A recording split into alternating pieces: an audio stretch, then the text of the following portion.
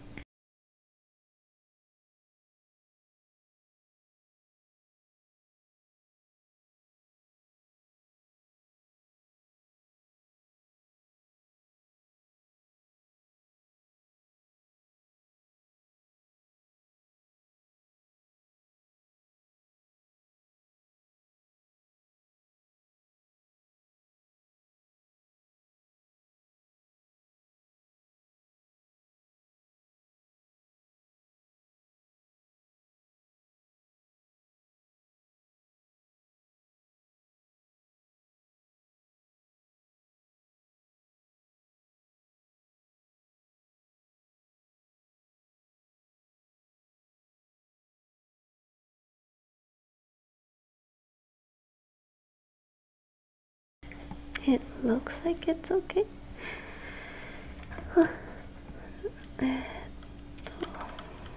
Inspector. Yeah, today we are going to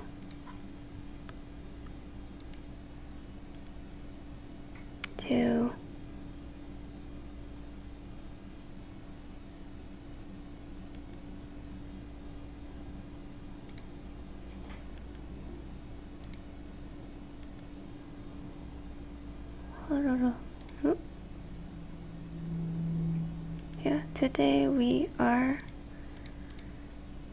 going to do part B. We're gonna start part B and we'll see how far we go.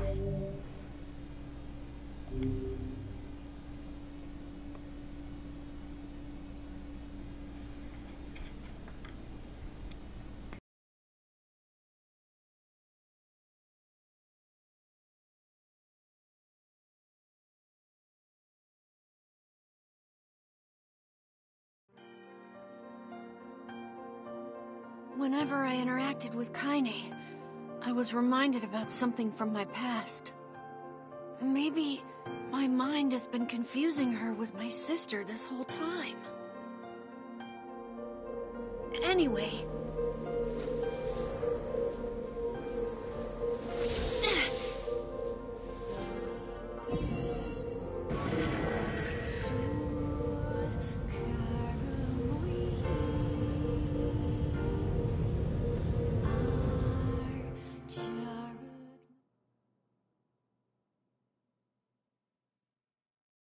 Kaine's dreams, discrimination. The sound of rain filled the village. The steep cliffs that surrounded the area magnified sound, causing even the slightest drizzle to rattle like a thunderstorm. Hi Silver, happy Friday, how are you? Thin wisps of smoke streamed from huts as the villagers huddled in their homes and waited out the rain. I'm doing okay. I'm hoping internet is better today. How does it look from your side?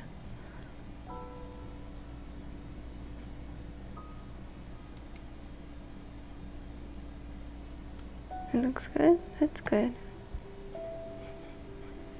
Fingers crossed. It stays good. We are doing part B today. The stream started on a sad moment. Kind of. It's gonna be downhill from now on.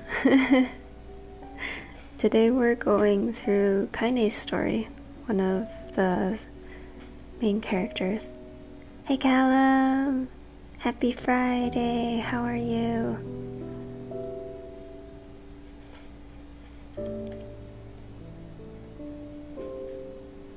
Why the little shrubs? I don't know. Yeah, the one that got petrified last time. Yeah. Now we're going to go through the events after she wakes up. Through her eyes. A single child, however, had braved the downpour and was now... Do I have to prepare the tissues for you? Nah, I'm good. You should get some tissues ready for yourself, though. I have a tissue box right here. I'm good. Work was easy. Now I'm just grinding some stuff on RE8. Ooh! Good luck, good luck. Sadly, most of your mods are useless now. Oh no. Is it because you don't have the knife or the gun anymore? That's unfortunate. Time to get new mods. The wanderer reached the vein, which had existed for as long as anyone could remember, and stared. The child's face was simultaneously delicate and fierce, like a teacup that had survived a shipwreck. Those traits combined with pale white skin to give the face an almost sexless quality.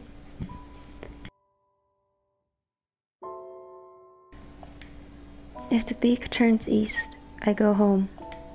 If it stays west, then I... The child blinked. Rain slowly dripped down the young one's short hair and began its long descent to the ground.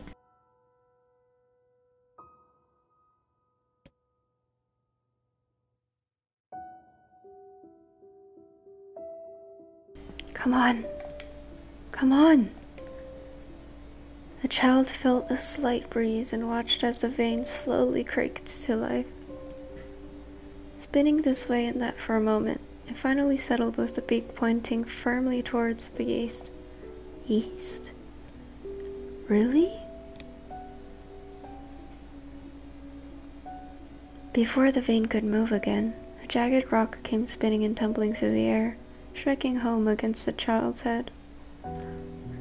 The force of the blow dropped the child to the ground as a hail of stones began to fall around. Oh no, they found me. A heartbreaking smile crept across the child's face as the stones continued their assault. Through the rain, the sound of multiple footsteps grew louder before a voice rang out. Yoo-hoo! Kaine! The voice belonged to Demo, worst of all the bullies in the area. As Kaine struggled to stand, a final stone came skittering across through the mud and bounced against her foot. Blood oozed from a cut above her eye and blurred her vision, but she could make out the shapes of Demo and his usual gang of idiots. The boy seemed taken aback for a moment by Kaine's seeming indifference to the blood dripping from her face, but quickly regained his bravado. What's up, freak? You like the rain? You like getting all wet? Or did you finally decide to run away from home? Though she knew it was futile, Kaine turned to leave. Before she could get more than a few steps, the other children scrambled to surround her, cruelty burning in their eyes. Kaine knew those were not the only eyes on her. The tormentor's parents watched from the safety of their homes.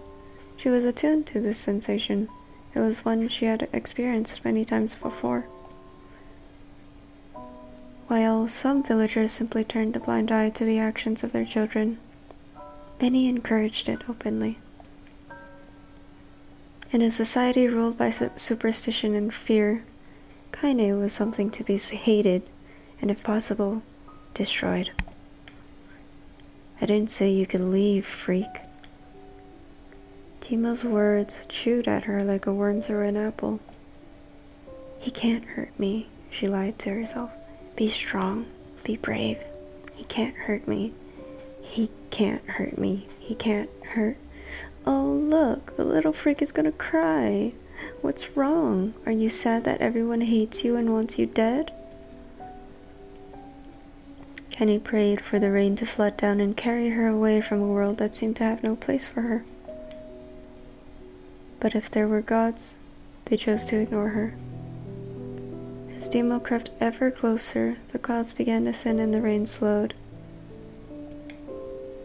Even the weather hates me. Useless. A failure. Little baby man. Pants small baby snake. I wish Demo's rock had taken my head off. Kaine couldn't meet Demo's leering gaze. She lowered her eyes and stared at the muddy ground below. The bully moved forward until he was inches away. He could smell the scent of old meat on his breath.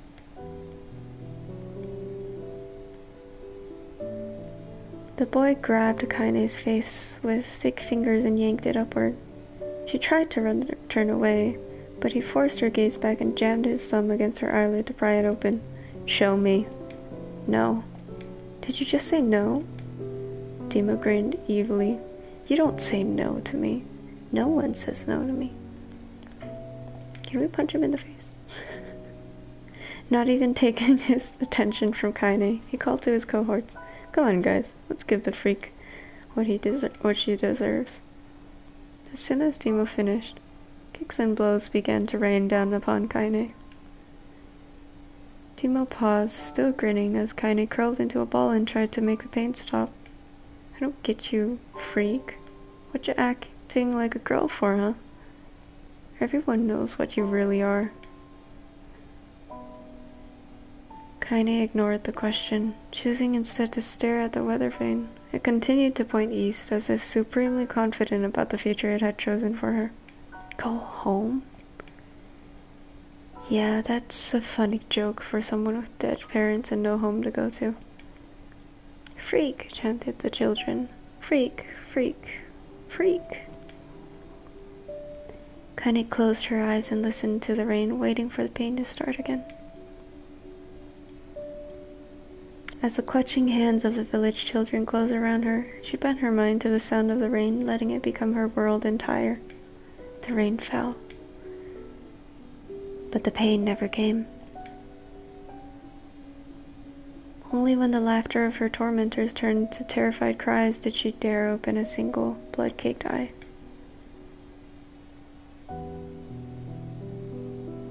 Kaine was shocked to see Demo sprawled on the ground, holding his head and screaming in pain. He could see blood welling from spaces between his fat, twisted fingers. Oh my god, he's crying. He's actually crying. Deprived of their leader, the other children glanced back and forth between themselves, as if waiting for someone to step forward and take charge. Mob mentality. When no savior emerged, they began an uneasy shuffle away from Kaine. But the young girl was the least of their concerns. Instead, their attention was wrapped on the ancient woman standing a few feet away. After struggling for breath for a moment, she finally spoke in a voice thick with rage. "Hurts like a bitch, don't it? Now I suggest you scatter before I throw another one. And if any of you little bastards ever touch my Kaine again, I'll do far worse than throw a rock. You can count on it." The old woman crouched down and gently touched the hand Demo was using to cover the wound. Before he could think to protest, she ground her palm into the wound and twisted back and forth. "Ow!" he screamed, leaping to his feet. "Stop it! What are you doing? Quit whining. Ain't no one ever died from a scratch. You hit me with a rock, you stupid bitch. A big one. That thing could have killed me." The old woman shrugged.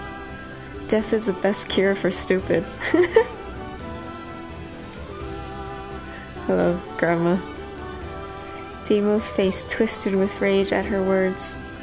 Locking his eyes on Kaine, just took a step backward and spat on the ground. "Get out. Leave this village. No one wants you here, either of you."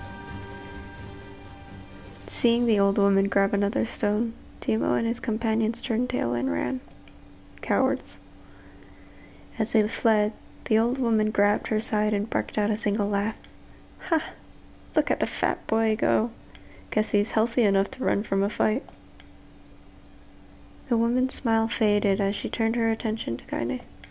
Kneeling down, she removed her shawl and placed it around the young girl's shoulders, then produced a cloth from the folds of her dress and began blotting at the blood on her forehead. "Oh, Kaine," she said, "why didn't you fight back? You're stronger than that lot." The words of her grandmother stung Kaine, and she turned away. "Don't be nice to me," she said. "I don't deserve it. Nothing matters anymore." Her tears, held in check for so long, finally began to fall on the muddy ground below. "Everyone hates me. They think I cause bad things to happen. They think I'm a freak." "I think.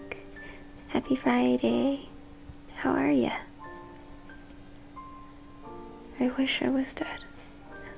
We're finding out about Kaine's story.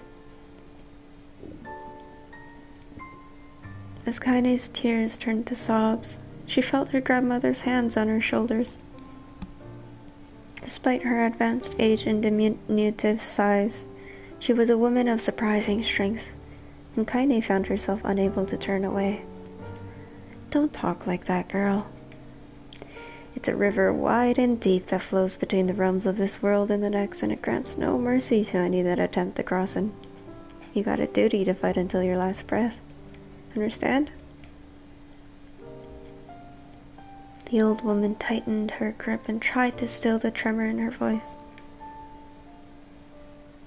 "Just got back from buying groceries with your mom? Nice. Hope you got some snacks.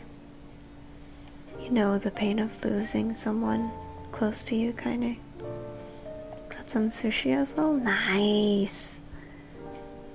Sushi is good, man. I kinda want sushi."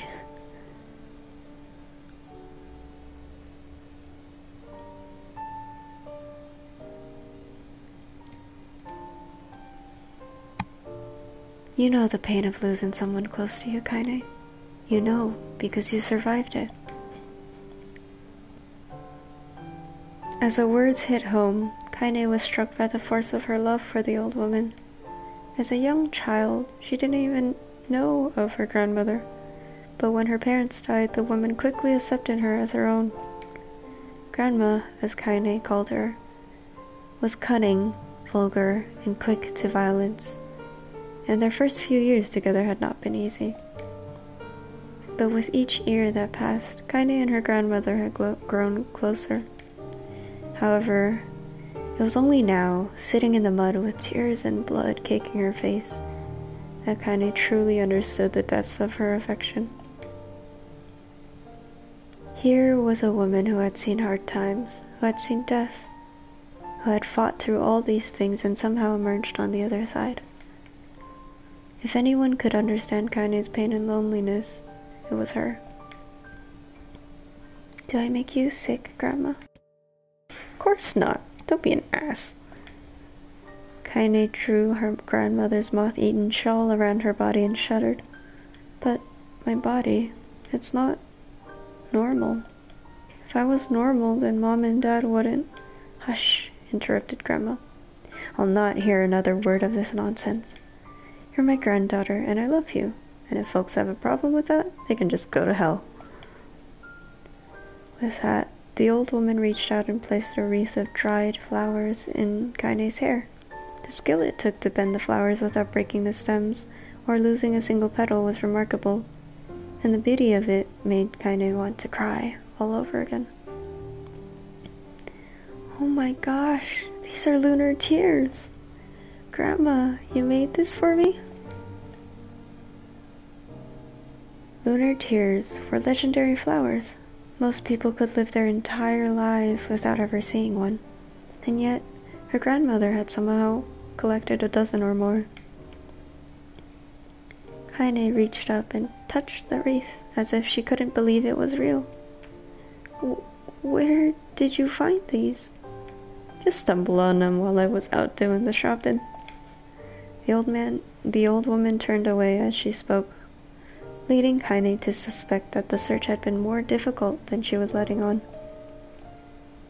The pains she took to construct the ornament, let alone track down the flowers used in its construction, made Kaine's heart hurt.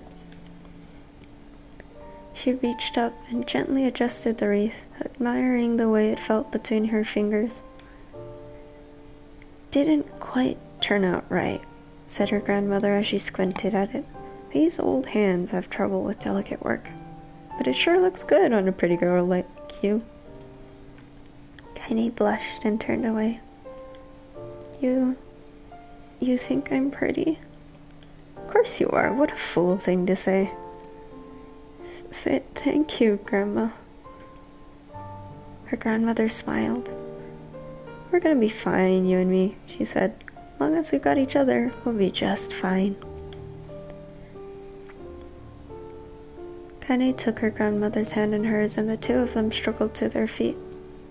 As they began the long walk home, Kaine gripped the hand with all her might, as if trying to stop smoke from drifting away on the wind. The rain had stopped. Kaine stood beneath the weather vane, watching it spin in lazy circles, no longer caring about the direction it faced when it stopped. I don't need to escape. I have a home now. Grandma loves me, and that's enough.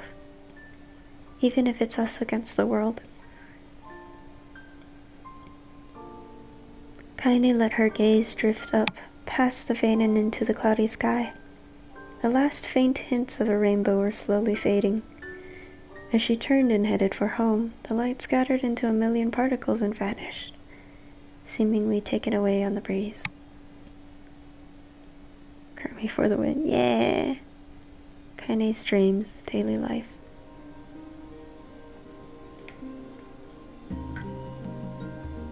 In the distance, Kaine heard the steady sounds of an axe striking wood.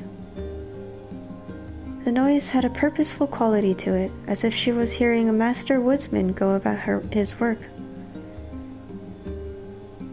The firewood being produced, however, was as far from a work of art as could be. Pieces of every shape and size were being flung about a barren yard with wild abandon. Fuck yeah, Grammy for the win. Heck yeah. Anyone trying to stack such wood would probably die of frustration before the job was through. Stupid piece of shit axe! Kaine's grandmother flailed away with the axe, filling the air with both splinters of wood and words that would make the most hardened sailor blush. Grandma, called Kaine. Hey, you, Kaine? Yelled the old woman, taking her eyes off the wood for a moment. Don't get too close, or I might take your goddamn foot off by mistake. She brought the axe down on a piece of wood, sending chips flying in every direction. One spun past Kaine close enough for her to hear the whistle, at which point she decided to step back. Good decision, Kaine. Once she scuttled to a safe distance, she cupped her hands around her mouth and shouted, Grandma! Do you need help? I can get you water or lunch or a new axe or something. The axe, poised to strike another wobbly blow, paused in midair. The old woman considered her granddaughter's offer for a moment, then smiled. Tell you what, since I'm doing such a piss-poor job of chopping, why don't you come here and take over so I can go get the water? Shades have been restless lately, and I don't want you running into one of them bastards. Relinquishing the axe, her grandmother picked up a long pole with wooden buckets on either end. Gathering water was by far the more difficult of the two jobs, but Kaine knew better than to complain. Once Grandma's mind was set, there was no changing it. Kaine did her best to help with chores, but Grandma took every task that required travel to the village. Though she had a long list of plausible excuses, Kaine knew the real reason. She didn't want her granddaughter to be taunted and harassed by the villagers. Once Kaine moved in, Grandma decided to take up residence a good distance from the area. Out of sight, out of mind seemed to be the best policy when it came to the villagers and her granddaughter, and rare were the days when any but the two of them could be found on the rocky acre of land they called home.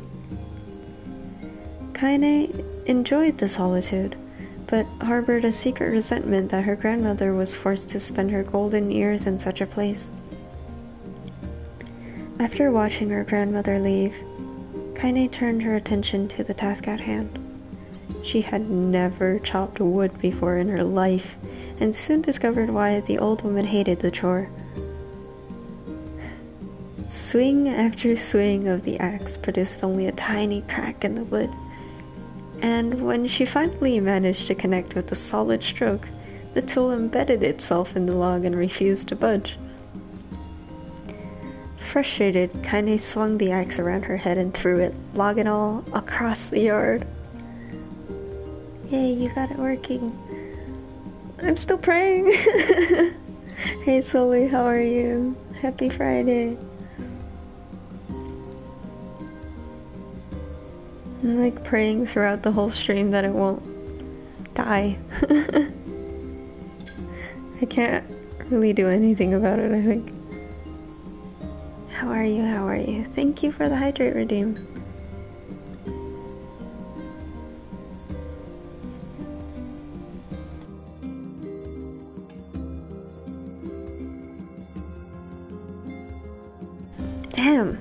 Damn it. Crap. She suddenly understood the joy her grandmother felt in a good curse. Happier now, she picked up the axe, forced it from the wood, and resumed chopping. She had a natural skill with the blade, but the task was challenging, and blisters soon began to form on her small pink hands. This is tough. My logs are all weird sizes. Spitting on her palms and ignoring the pain, Kaine redoubled her efforts. Just as she was developing a rhythm, Grandma returned from the village. Setting down her buckets with a small sigh, she took one look at the logs and coughed out a wheezy laugh. Pretty clumsy, girl. You better practice if you... Her grandma suddenly collapsed to her knees, causing one of the buckets to wobble precariously. Eyes wide, Kaine dropped the axe and ran to her grandmother's side. Grandma! The old woman shook her head and pointed a trembling finger at the bucket. Get the bucket. Can't let it spill. Kaine steadied the bucket with a foot as she knelt by her grandmother. A small bit of water sloshed over the side and made a new home in the hem of her dress, but Kaine didn't notice. Grandma? Grandma, what's happening? Crazed with panic, she grabbed her grandmother by the shoulders and shook. After a moment, the woman lifted her arms and batted Kaine away. Stop that! Just stop! She cried, breathing heavily. It ain't like I'm dying. Just tired from the trip is all. Kaine desperately wanted to believe her, but one look at the old woman's shaking hands and worn face told her more than words ever could. Her grandmother had lived a long, hard life, and it seemed the bill was finally coming due. The time when her grandmother watched over Kaine was ending. Sooner than either of them had feared, the positions would be reversed.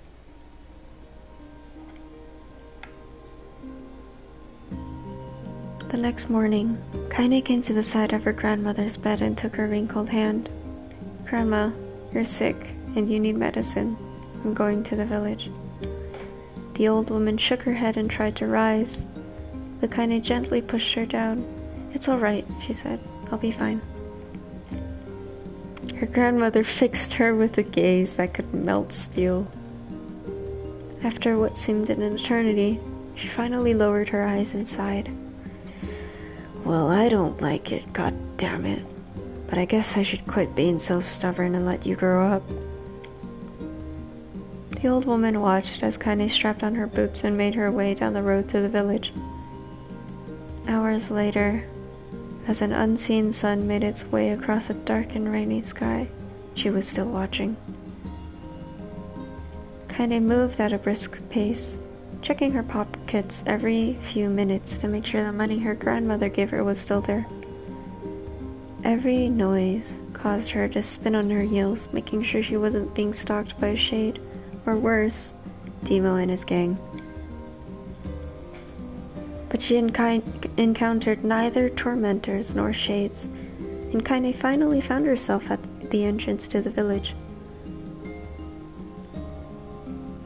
The few adults she could see glanced sideways at her, then muttered to each other behind raised hands before slinking away into the shadows. Her heart racing, Kaine took a series of rapid, shallow breaths and tried to calm herself. I have to prove myself. I have to help Grandma. I have to be strong. She chanted those words to herself over and over as she slowly made her way. Finally, her eyes settled on a rotund older woman who was angrily waving her arms in the air and telling anyone who would listen exactly what she thought of Kaine's presence. "Hey, lady," said Kaine with a bravado she did not feel. "Where is the apothecary?" The woman's flabby cheeks shook in bewildered anger. "How dare this thing speak to me?" they seemed to say. But Kaine saw that her eyes held a different emotion. Fear. "Yeah, we're both scared, lady. Trust me on this one." "Which way?" Kaine repeated. The woman pointed at a small building to her right before hitching up her dress and stumbling off in the other direction. Kaine cringed, expecting a stone to come flying from the assembled crowd, but none came. Her mind was filled with a strange sense of pride as she made her way to the apothecary, but the new emotion had little time to take root, for as soon as she opened the door, she noticed a familiar customer at the counter. It was Demo. He'd clearly been sent here on some kind of family errand, because his gang of followers was nowhere to be found. "Oh my god," he sputtered. What are you doing here, freak?" The insult was delivered without force, and Kaine happily ignored it. Stretching on tiptoes to see over the counter, she asked the shopkeeper for the medication. "Ha!" barked Demo. "That old bitch finally keeled over? Go to hell, Demo." The boy's eyes grew so wide they seemed ready to fall out of his head, but before he could let fly a comeback, or worse, a punch, the apothecary told them to knock it off before he kicked them out of the store. Demo slunk out of the shop, cursing Kaine under his breath. Once he was gone, she allowed herself to breathe once more, taking a brief tour of the shop while the owner prepared her medication. Countless tiny bottles filled the cramped store, each with a label written in some indecipherable language. An ocean of aromas assaulted her nose, creating a scent that was exotic but not altogether unpleasant. Seeing such a variety of supplies gave Kaine a sense of peace. Surely in a world so vast, there would be a place that she could call home. On the far wall, behind the counter, rested a portrait of a stunning young girl. The picture had once contained bright, vibrant colors, but time had worked its cruel magic and they were beginning to fade. The beauty of the work, however, remained undiminished. "You like that picture?" Kaine turned to find the apothecary with a small vial of medicine in his hand. His eyes were gentle but sad, and they seemed to stare through her and into nothing as he spoke. "That's my daughter. I sketched it when she was just a little girl. She's been dead a long time now." Kaine didn't know how to respond. She just stared at the portrait and tried to come up with the right words. "Pictures are wonderful things," continued the shopkeeper. "They let the ones closest to you live on forever." He shook his head slightly, then looked down at Kaine and smiled, handing her a small village, and word travels quickly. "Between you and me, I'm not sure which of them to believe, but I also don't." This new fact over in her mind as she reached out and gently took the crayons from the apothecary's hands. "She's like a cat," it away yet again, "and I owe her much. I wager she would like it if you drew a picture of her. Yes, I think she would like that very much." Kaine murmured a quiet agreement, but inside her heart was bursting. Never before had a villager treated her with anything but complete contempt. It was a tiny, almost imperceptible step, but it was a step nonetheless. Wow, I can't speak today. And with enough tiny steps, she might one day discover the rest of the world. When Kaine returned home, she found her grandmother asleep in her bed. Her feet were blackened and raw, even bleeding a bit in places, leading Kaine to think that she had been pacing around the room until exhaustion finally caught up with her. She placed the medicine by her grandmother's pillow and turned to leave, but found the old woman's hand clasped around her arm. "Back already, are you?" asked her grandmother with a yawn. "Come here, let me have a look at you." Grandma sat up and examined Kaine from head to toe. Finally satisfied that nothing terrible had befallen her grandchild, she leaned back and allowed herself to relax. "Well, how was it? Those bastards give you any trouble?" "It was kind of fun," said Kaine with a small smile. "No, seriously, it was." "Fun, eh?" asked her grandmother in a voice which implied she believed anything but. "Uh-huh. So, anytime you need me to run an errand, just let me know." As she spoke, Kaine removed the crayons from her pocket. After a brief explanation of their source, she informed her grandmother that she was going to sketch her portrait. "Portrait of me? Ridiculous. No one wants to stare at a wrinkled old crone." "But Grandma, it'll make you live forever." "Horse shit," said her grandma, throwing back the sheet from her bed. "Living forever would just piss me off. Now put those crayons away and help with dinner." But Kaine would not relent, and in the end, Grandma found herself leaning against the wall of her house as if posing for a master artist. Kaine took up the crayons, eyed her subject carefully, and set to work. Just as her grandmother was about to nod off, Kaine finished the piece. After staring at it for a bit, she released it from her grip and let it slowly drift to the floor. "It's terrible. It doesn't look like you at all." "I'm sorry, Grandma. I thought these crayons would, make drawing easy or something." "They are but tools, my sweet summer child." The old woman's eyes narrowed at her granddaughter's disappointment. "You let me be the judge of that," she said, ignoring the pain in her back and reaching for the paper. The sketch could have been a person's face. It also could have been a boulder, a lump of clay, or an incredibly misshapen loaf of bread, all rendered in a chaotic array of colors. The old woman stared at the picture for a long time, then slowly wheezed out a laugh. "Oh, Kaine," she said between laughter, "you truly are my blood. You're as clumsy as me, and I love it. But, hush, I won't hear any more bull about how ugly you think it is. It came from the heart, and I'll treasure it always." True to her word, the old woman gave the picture a place of honor above the kitchen table. In the days that followed, Kaine would often catch her staring at the poor old woman. "I'll take this down when they roll me in my shroud." She pondered this for a bit, then turned to Kaine and dropped to one knee. "What that thought?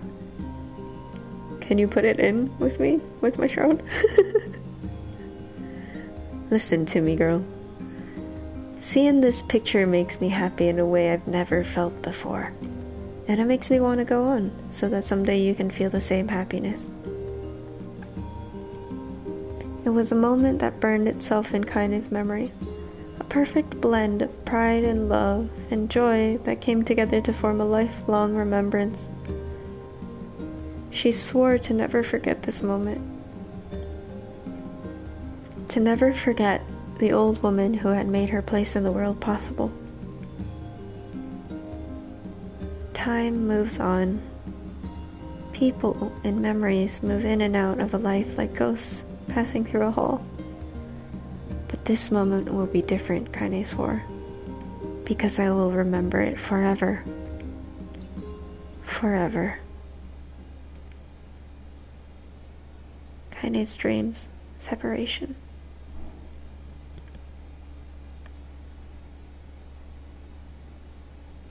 I wasn't expecting this to be a narrating stream. Here we go. I think this is because it's Kaine's dreams. It's probably what she's thinking about, what she's dreaming of while she's petrified. Kaine listened to the sound of crackling firewood and stared at the black object on her plate. She had been pushing it around the wooden disc for a good 10 minutes, ignoring the bemused stare of her grandmother. Finally, she summoned her courage and gave the object a brief sniff. A sharp, bitter scent flew up her nostrils and made its home there, causing her face to twist with disgust. Oh, Grandma, I can't believe you want me to eat a bug. Hit. The old woman threw some more wood under the cooking pot and snorted. It's no bug, you fool girl, it's a berry. Why the hell would I be feeding you bugs? Yeah, well, it sure looks like a bug, said Kaine. And I think it's burnt or something because it smells terrible. Oh. With that, Kaine held her nose and threw the berry in her mouth, chewing as little as possible. Oh yeah, that's terrible, all right. Why, you little brat, laughed the old woman. Look at the sass on you. You've been spending too much time with me, and that's a fact. 5 years had passed since the moment when Kaine's grandmother saved her from the bullies. As is often the way with two stubborn people, their relationship had grown in fits and starts, but moved forward all the same. Meals that used to be somber affairs were now filled with laughter and hurled abuse in equal measure. Kaine could not remember a time when she had been happier. As the years went by, Kaine started to shoulder more and more of the daily responsibilities. Her grandmother's legs grew weaker by the day, and she could no longer do many of the chores she used to take for granted. And so, this morning found Kaine lacing up her work boots with a breakfast of burned berry rolling through her belly. "Where are you going today?" asked Grandma suddenly. Kaine looked up, surprised. The old woman rarely asked for specifics anymore. "Well, I was going to check out the calma trees and see if they were ripe. I thought we could make some jam or something. Oh, and I'm going to pick up some flagstones, so I need to take the wheelbarrow." "Flagstones? What the hell for?" Kaine stared at her grandmother, then held out an arm and swept it around their home. Constructed mostly of cloth,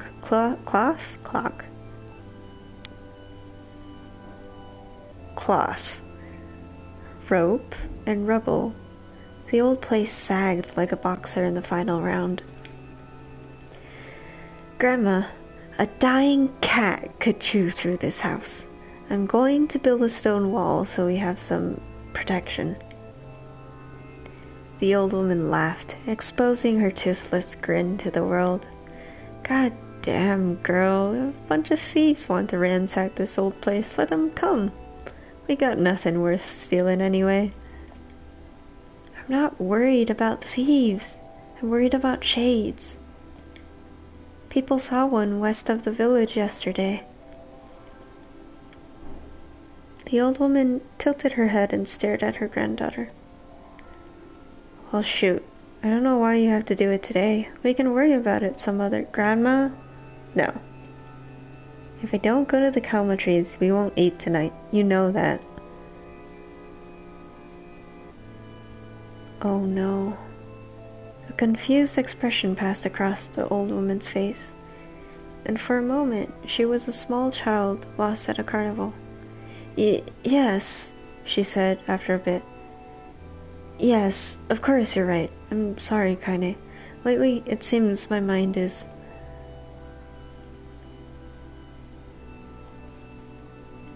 She didn't finish the thought, instead walking over to her nightstand and gently taking the wreath of lunar tears from the drawer.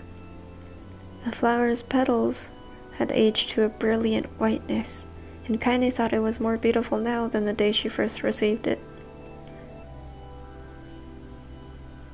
You're gonna be a true woman soon, Grandma said as she placed the flowers in the girl's hair. So that means less chatter about shades and building defensive walls, and more talk about how beautiful you've become.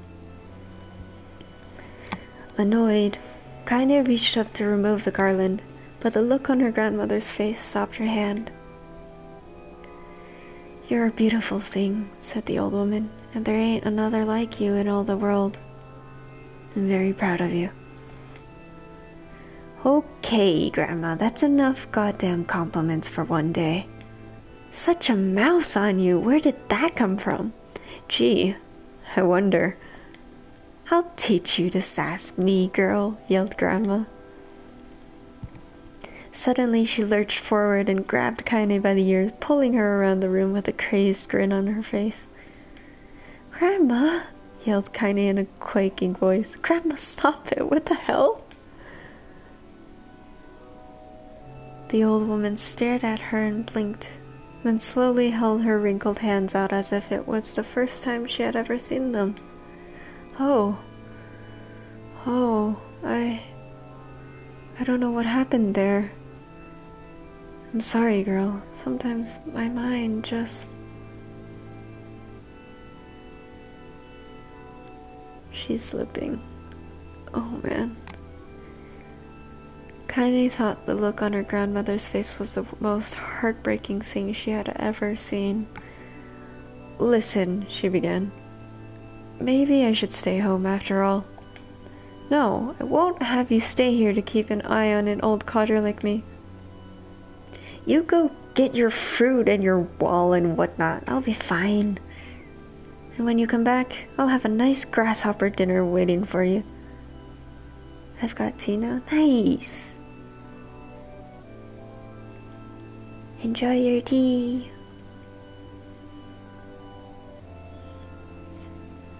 Kaine rolled her eyes and then kissed her grandmother on the forehead and made ready to depart, trying desperately to ignore the worry that was gnawing at the walls of her heart.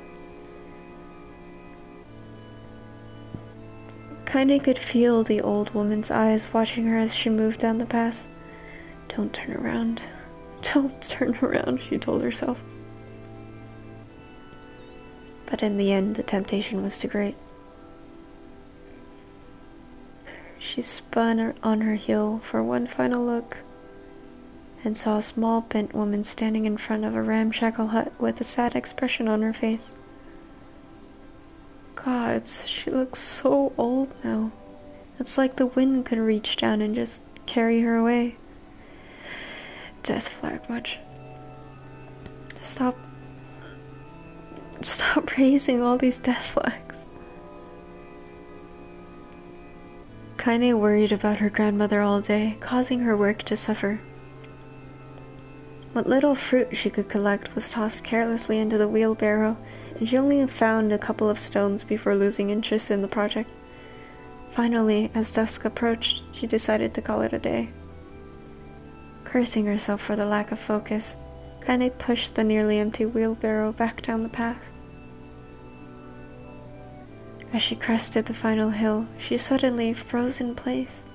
The wheelbarrow fell from her fingers and collapsed on its side, sending a few pieces of wrinkled brown fruit rolling back down the hill. Her gaze was transfixed by a thick black cloud that hovered just ahead. Tracing its path with a finger, Kaine suddenly felt her stomach knot in on itself. No. Oh gods, no! Her grandmother's house was ablaze, the flames licking up as if trying to touch the sky itself. Grandma! Grandma! Kaine ran then, faster than she had ever moved in her life. Once she tripped on a stone and went sprawling into the rocky ground, but she leapt to her feet and continued running, unmindful of the blood that spilled from her wounded hands and knees. As she got closer and closer, Kaine's mind began to race in time with her footfalls. It's too dark. It's too dark. Not just fire. Can't be fire. Too much smoke. Gotta save her. Gotta save her. She burst into the front yard and came to a sudden halt, her worst suspicions confirmed. The smoke from the fire was mingling with the thick, inky blackness of an enormous shade. A massive creature supported itself on 3 twisted feet and achieved balance through means of a large armored tail. It's the egg monster! She didn't leave her alone. That's like letting a sim make good grilled cheese. Yeah. Yeah. Scales, horns, and claws sprouted from its body in a random chaotic pattern, giving it the appearance of a lizard designed by some insane god. Seeing Kaine, it let out a roar and flicked its tail, sending small whirlwinds spinning around the yard. For a moment, the creature retreated into a shimmering, inky blackness, as if her mind was unable to comprehend that such a thing could actually exist. But then, the smell hit her, a blend of rotted meat and excrement, and the horror became real once more. The creature bellowed again, and this time Kaine responded with a scream of her own. "All right, you bastard," she thought as her scream echoed off the high cliffs around them. "It's you or me. Let's go." The shade eyed Kaine with bemused interest. Then it began looking from her to the house and back again, as if urging her to look at the destruction it had so gleefully wrought. With dread building in her heart, Kaine glanced towards the house. Through the smoke and flames, she spotted a small figure struggling to escape the ruins. "Grandma!" Oh no, the vocals. At the sound of her voice, the old woman began waving frantically. "She's alive," thought Kaine. "Alive!" Kaine's legs sprang to life as she raced across the yard towards the flaming wreckage of the house. Before she could advance more than a few steps, the shade opened its mouth and let out a roar powerful enough to uproot trees and send them flying. The blast sent Kaine tumbling through the air before smashing her against the rocky earth. Stars danced in front of her eyes as she tried to remember how her legs worked. Get up! Get up! Get up! Get up! Get up! Get up now! As Kaine struggled to her feet, the shade stomped towards the house and pinned her grandmother to the ground with the tip of a claw. The old woman struggled to move the claw from her stomach, but she might well have been pushing a mountain. She coughed briefly, sending a small spray of blood into the air, then collapsed to the ground, her energy spent. Kaine lurched to her feet, only to fall back to earth with a gasp. Her ankles were on fire. One or both of them were surely broken. Ignoring the pain that screamed through her body, she began dragging herself across the ground, leaving a drunken trail of dust and blood in her wake. Grandma, hold on. Just a little longer. Her grandmother's face was turning blue, her eyes rolling back until only the whites were exposed. Kaine pulled herself across the ground with maddening slowness, the distance seeming to increase with every second that passed. The shade glanced between the two women and flicked out its tongue, its giant mouth turning up at the corners. "Oh, you bitch." Short, panting breaths belched from somewhere deep inside its core. "Bastard. Laughing at us."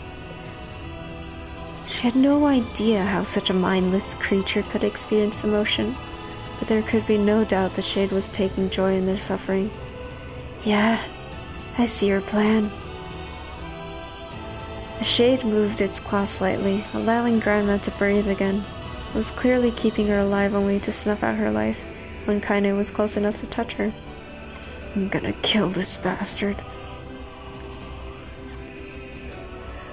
Summoning all her strength, Kaine rose to her feet. There was a sickening snap from her right ankle as the foot twisted backward, but she forced it from her mind and began to hobble towards the monster.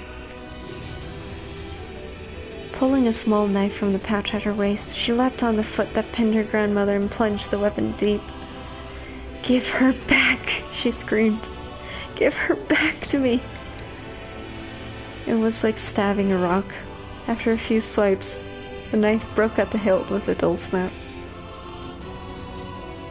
The shade panted laughter again, then raised its tail and sent it rushing through the air towards the young girl that was latched to its foot. Kaine never had a chance. The tail struck her square in the chest and sent her crashing into the burning wreckage of the home. As she lay on the ground with blood pouring from multiple wounds, a small, weak voice spoke up. "Kaine?" Kaine's vision blurred, but she forced herself to focus on the sound. Finally, her eyes cleared enough for her to make out her grandmother's hands reaching out to her through the smoke. "Grandma, Kaine, you gotta run. You can't pass this one." Kaine grabbed the hands and held on with all her strength. "Grandma, come on. We have to go." The old woman coughed loudly. One of her hands, slick with blood, slipped from Kaine's grasp and thumped to the ground below. "Grandma, no. No." I said, "Run, goddammit. You have to live. You have to get through."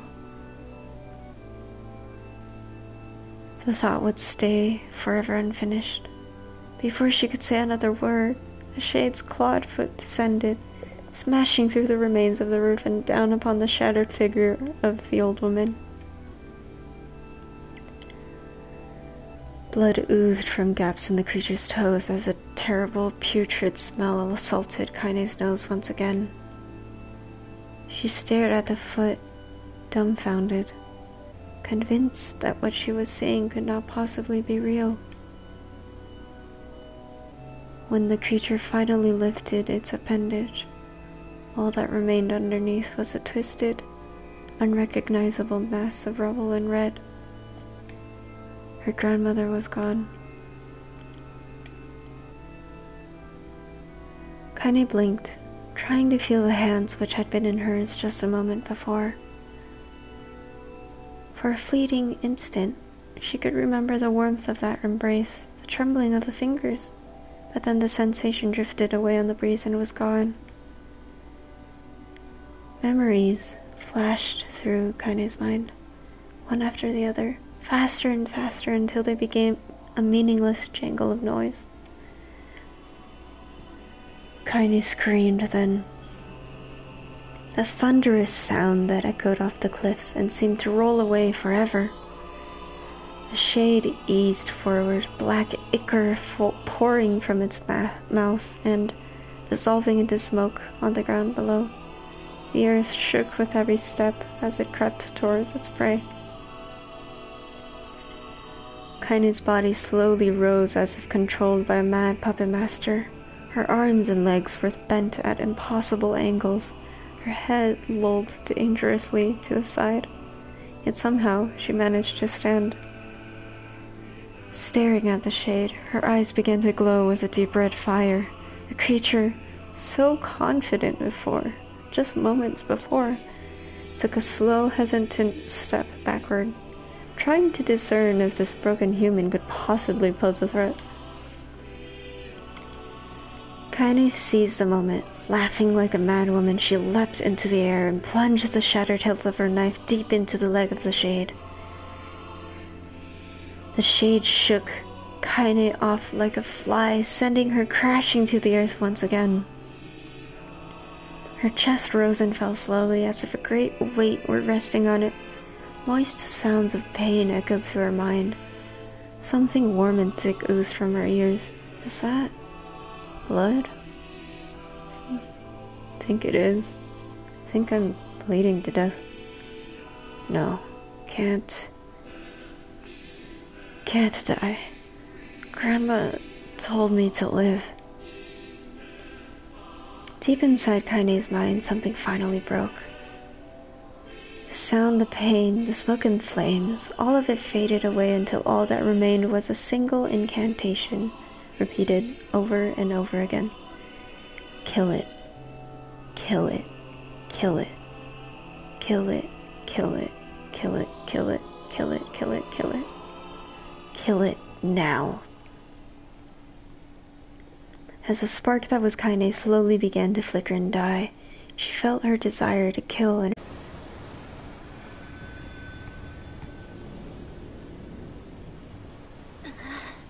it's time to wake up.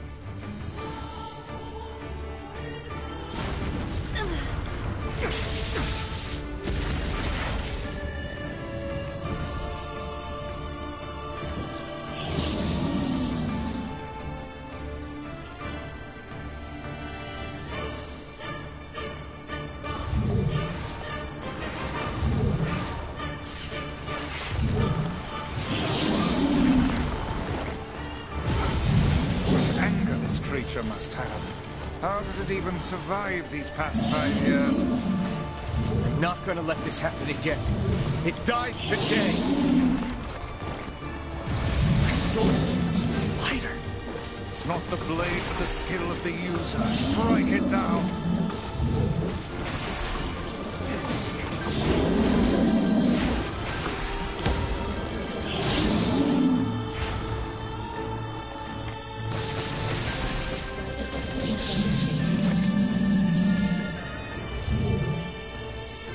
Hey Real, happy Friday. We doing Kaine's story.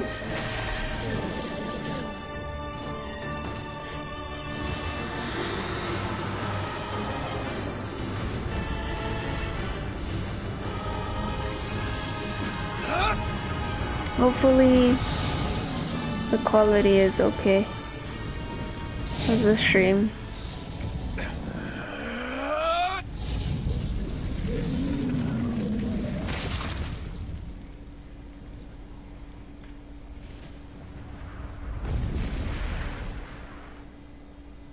I can't tell if it looks pixelated on my side because Twitch hates me or because it actually looks like that, in which case I am so sorry.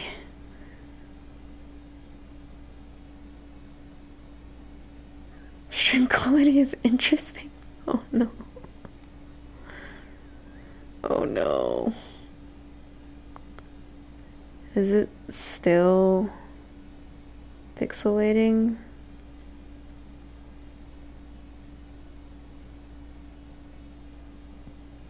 Gently, weakly, softly. The shade, sure that its tormentor was dead, turned and stomped off towards the horizon, stopping along the way to bellow one final roar. Couldn't kill it. Shamed beyond imagining, Kaine tried to turn her head to the side, but only succeeded in coughing up a huge gout of blood. It's bouncing back and forth. Oof.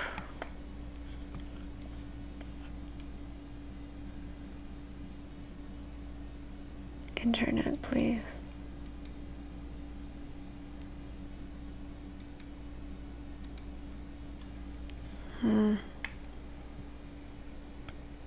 I might have to switch to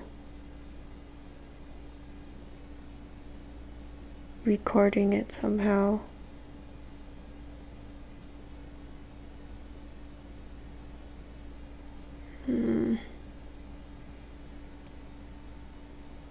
It was getting difficult to see, and only after a moment of fierce concentration did she realize that her left eye was gone.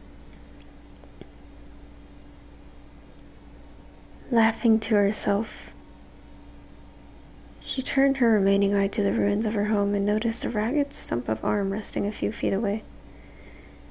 Yeah, that's mine, she thought with a mad giggle.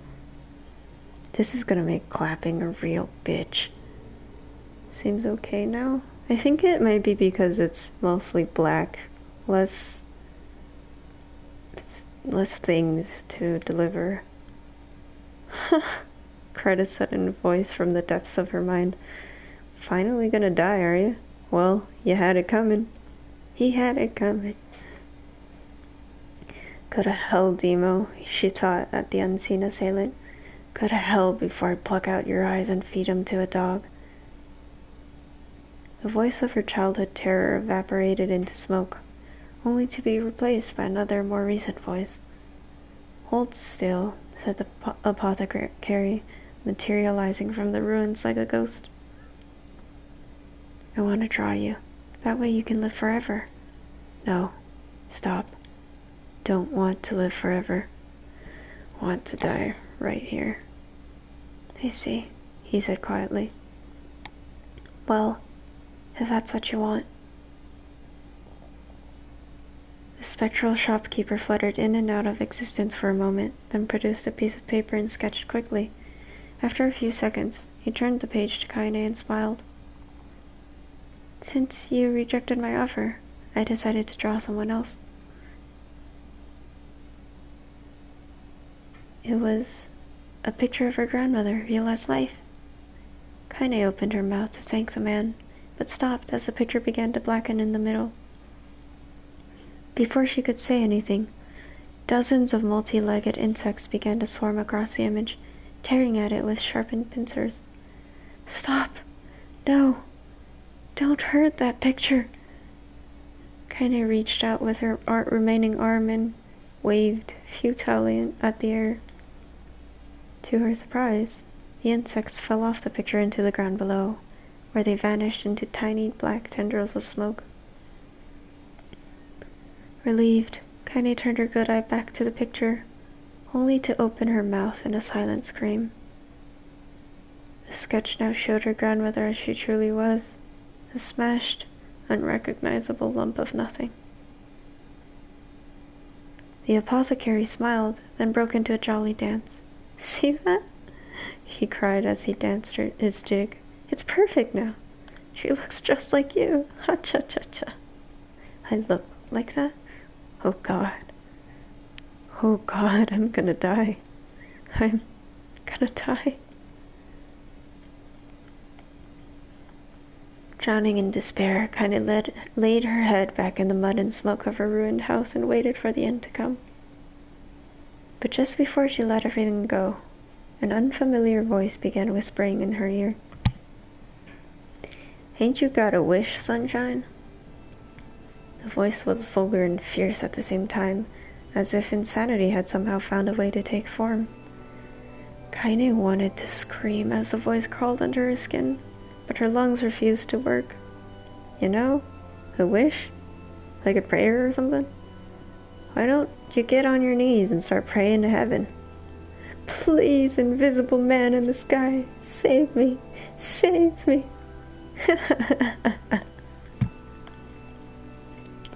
Kaine finally resorted to shouting at the voice with her mind. I don't make wishes. They don't come true for me.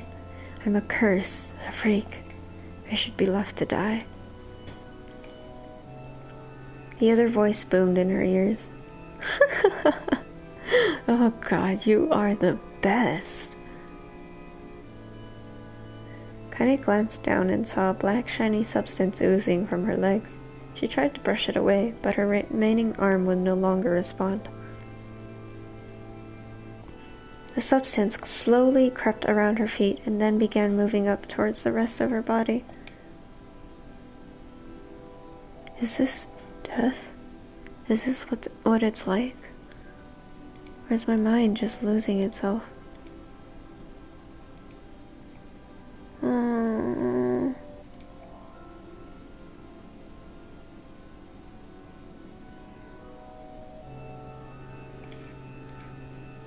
Suffering again. Great. I'm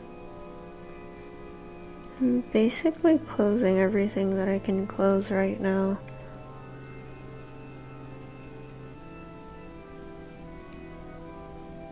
But it doesn't seem like I can do anything with the internet.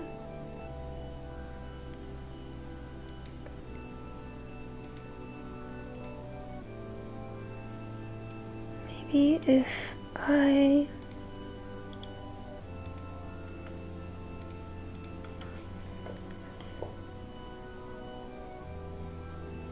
put, I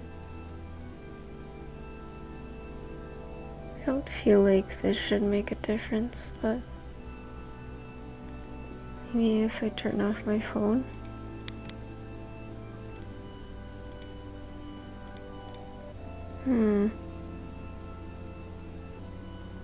Because it's upload speed, it's not download speed. I don't know.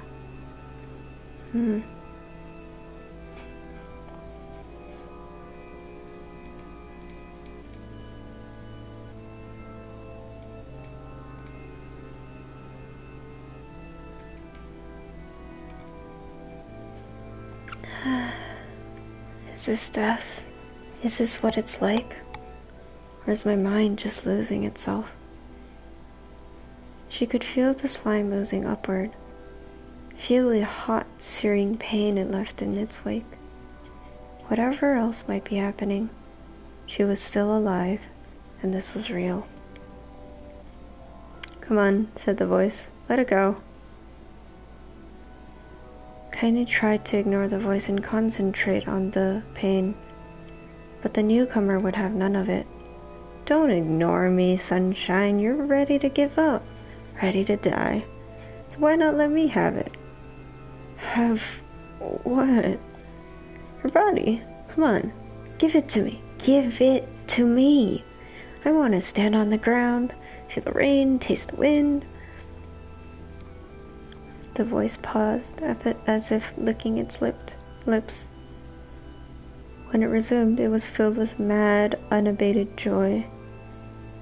"And I want to take your hands and use them to choke the goddamn life out of people. I want to tear out their throats and bathe in the blood just like before." In response, Kaine shifted her head and vomited. The warmth of it crept down her front and mingled with the pain of the encroaching black ooze. "Are you a shade?" "Yeah, maybe. What of it?"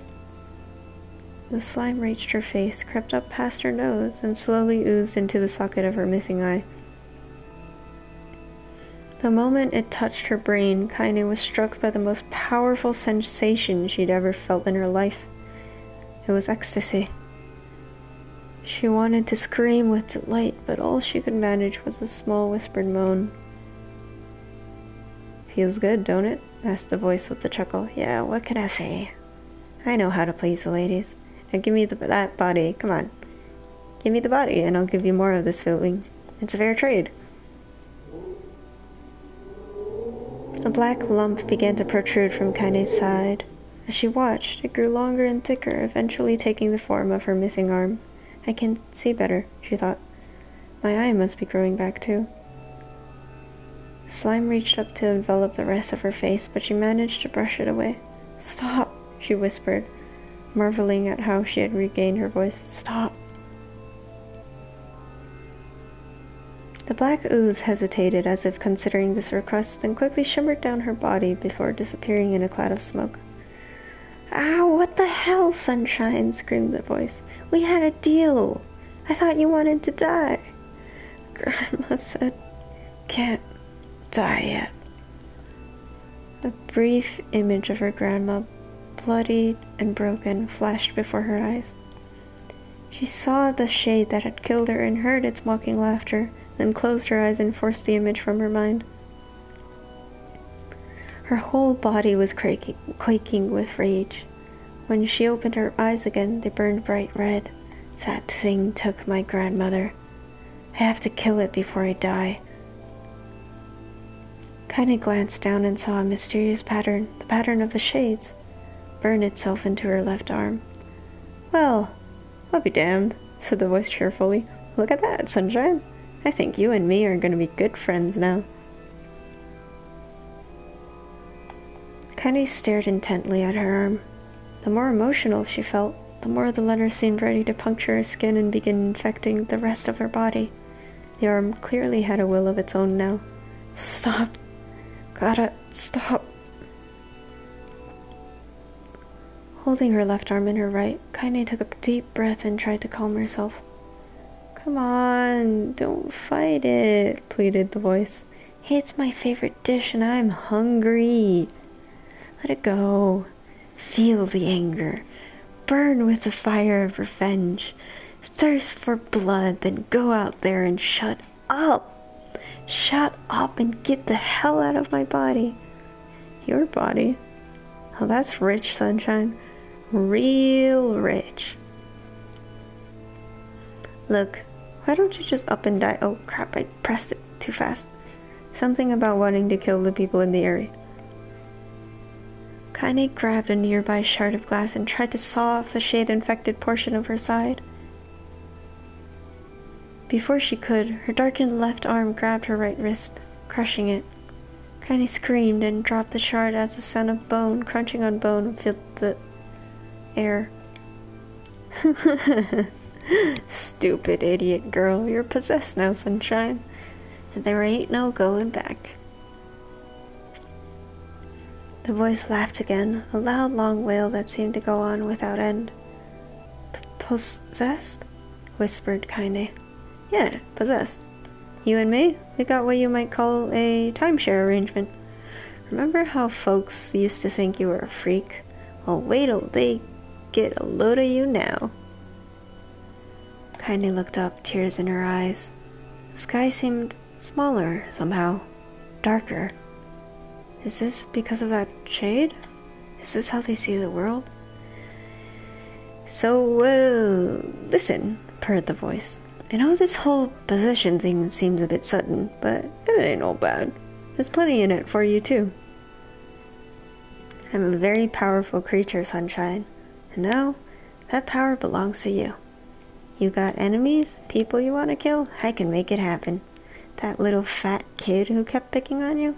That big old shade that squashed your granny? We'll wrap him up in their own assholes. No more abuse for you, Sunshine. No more pain. Wait, said Kaine. You're a shade. Why would you help me kill another shade? Fair point.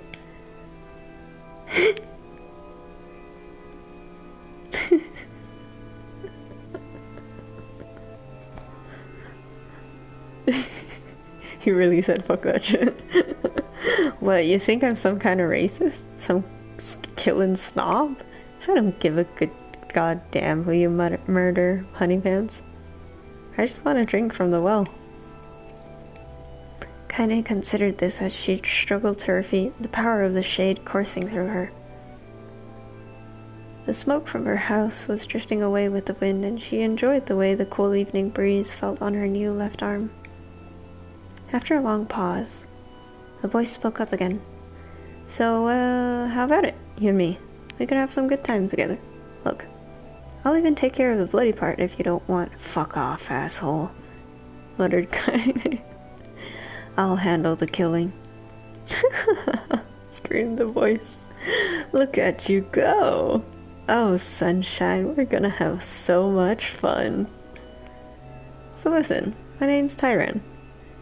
And if you ever need me, I'll just be hanging out in this piece of meat you call a heart. Now get to it. The more you kill, the more your heart turns rotten and sour. And I like rotten and sour. Kaine found herself nodding at the voice. Yeah, she said. Yeah, I think this could work. I'm gonna find that shade and I'm gonna strangle it with its own guts. And when I'm done, I'm gonna do the same to you, Tyran. Count on it. Ha! Laughed Tyran. I've shit bigger than you, so good luck with that. Oh, and hey, one more thing. Right now, you and me are sharing this body, but if you ever run out of hate, if you ever, go soft, then I'm gonna take over everything. So keep on killing, Sunshine, and watch your back. The voice grew fainter and gradually faded away, fading to somewhere deep inside Kaine herself. Kaine waited until she was sure the voice was gone, then waved her new left arm around a few times. It feels perfectly normal, she thought. It feels like mine. Desperately, she began poking and prodding at the new limb, determined to find something wrong with it. She didn't want it to feel normal. That would mean the creature inside her had already won. I am not a shade. I am Kaine.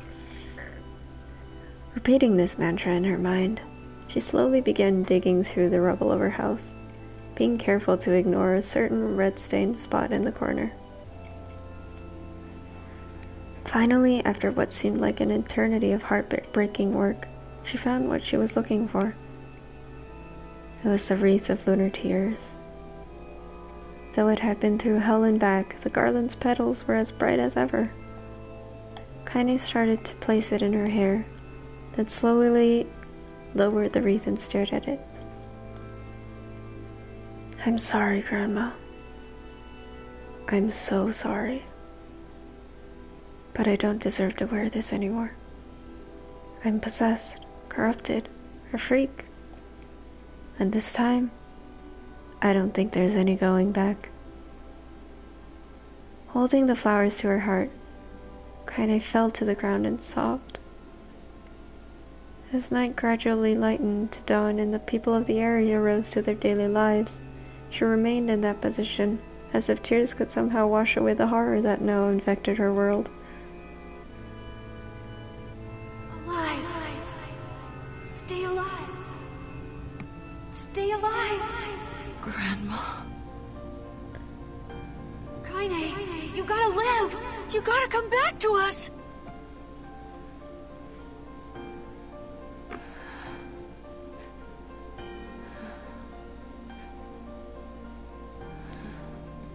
Oh, hey.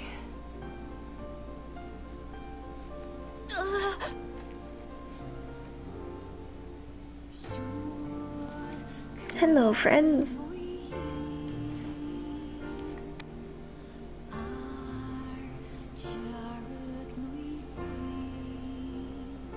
Emil, you were the one calling me, weren't you? You still recognize me? Of course. I knew you right away. Thank you, Kaine. Welcome back, Kaine. Wow. You grew up. I said it once, I'm gonna say it again. How long has it been?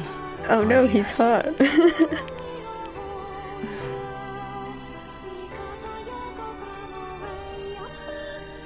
Look at the stars in her eyes. Sorry, I'll stop. Shit. That's a long time. Any luck with Yona? We are still no closer to finding her. We need a way to locate the Shadow Lord. I mean, not wrong. I hope... Bit rate seems a little shaky. I hope the quality of the stream looks okay. I'm like trying not to... I'm hiding the stream preview because I'm worried that that makes it worse. The By the way, this is for you. Is that a lunar tear? Oh my god, I just woke up and I got flowers? It's not as good as your grandmother's, but... No, it's great. Thank you.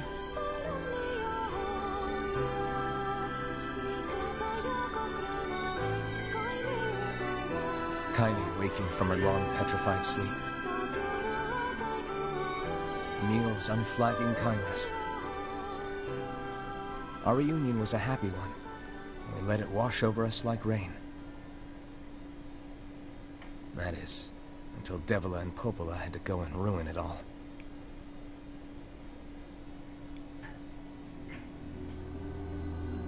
Are you kidding me? You can't be serious! Please, try to understand. People are tired and scared, and... I'm sorry. I'm sorry you have to bear the brunt of that. This is crap, and you know it! It's okay. We can sleep outside.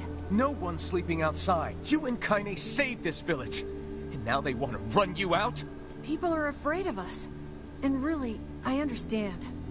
I mean, as long as you're still with us, I can deal with it. Right, Kaine? I'm used to sleeping outside. But... We'll see you later. Sorry about this.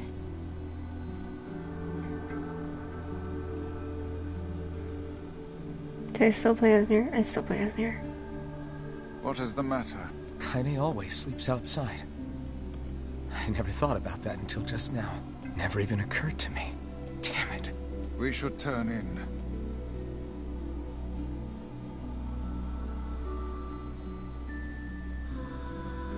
I didn't get much sleep that night. For the first time in my life, I hated Devila. For the first time in my life, I doubted Popola. But those feelings are pointless in the end. They said and did what they did for the sake of the village. To protect it from the horror of the Shades.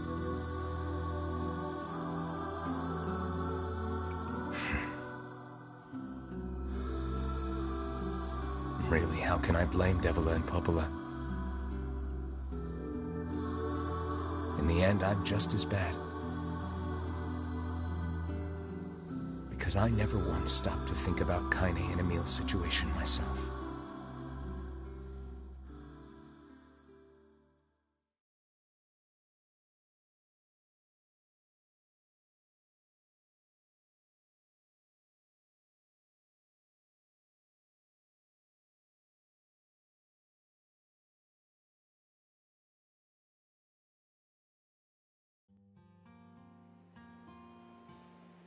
Oh!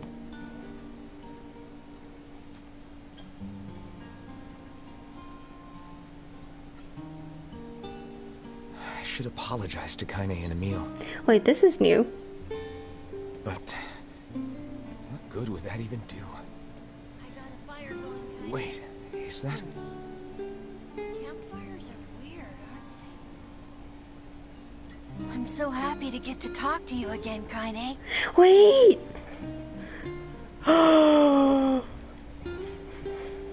Wait! I've never seen this before. Yeah, me too. I tried everything I could think of to save you, you know. I polished you with a special cloth. I poured warm water over you. Wait, you poured water on me? Yeah, but it didn't really do much except make you all shiny. Hey, Emil. Thanks for saving me. I guess you noticed how I look different now. I'm sorry, Emil. I'm sorry for all of it. Well, I mean, this new form isn't all bad, you know? At least I can look at you when we talk, right? Hey, so why don't you tell me something about yourself? Is this in this is in Replicant only? I've never seen this before. Also, the fire looks really nice. I'm not very interesting. Sorry. Come on. I just want to know you better. Please? Fine. This all happened when I was a kid. Before the whole shade possession thing. My body is different. And when the villagers found out about it, they started treating me like a freak. Oh, this is definitely not in Gestalt. Maybe it's a new cutscene?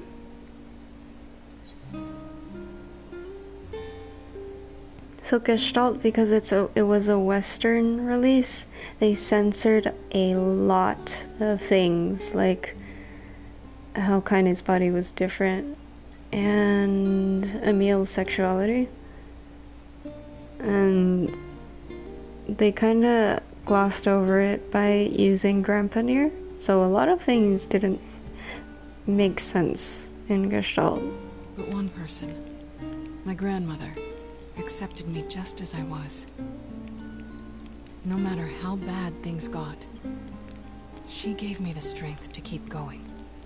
She's really special to you, huh? Yeah. Oh, hey!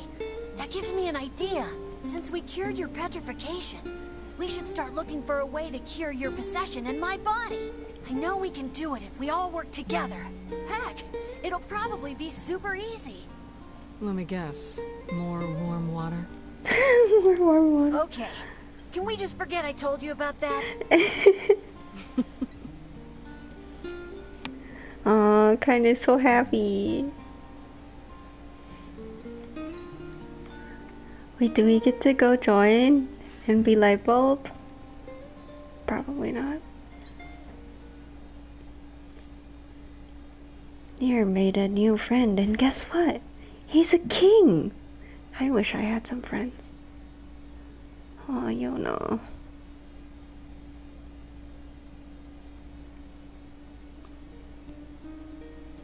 Sleep well? Sure. And yet your red eyes tell a different tale. Don't be so hard on yourself, lad. I need to go see Devila and Popola. Very well. Sad. Gold moonflower seed. Oh, what's this? What might that be? It's Mom's diary. I have not heard you speak much about your mother. She got the black scrawl and died when I was little. We have Mom? My apologies for bringing it up. It's all right. I can barely remember her face anymore. This is the only thing I have left of her. Reading it helps remind me of when we were still a family. I see. But the final entries get a little strange. In what way? Well, here, take a look. What? Wait, why do we need to save the system data?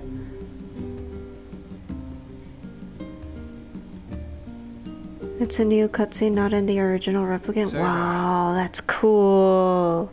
Can you not hear me? I can hear you. Oh!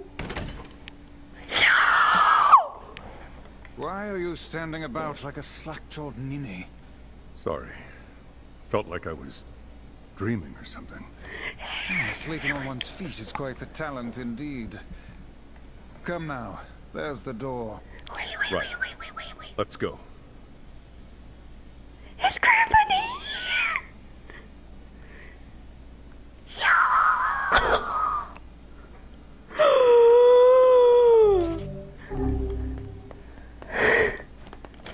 Does he do... Okay, the animations are the same. Oh shit! Or proceed beyond this point and you will be unable to save until the battle is over. Do you want to go to the... Hell yes! Oh my god! It's Grandpa NieR! NieR brought a chick home with him. It makes little chirps and follows me around and it's just the cutest thing ever. What is this? This is the world of the recycled vessel. What is this? Excuse me, what is this?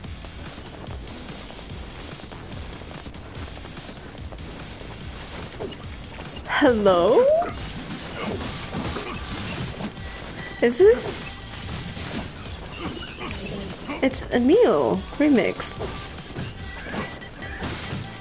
Is it Weiss edition? I think it might be Weiss edition. And you... Right, it has dark lens. Right, that's a thing.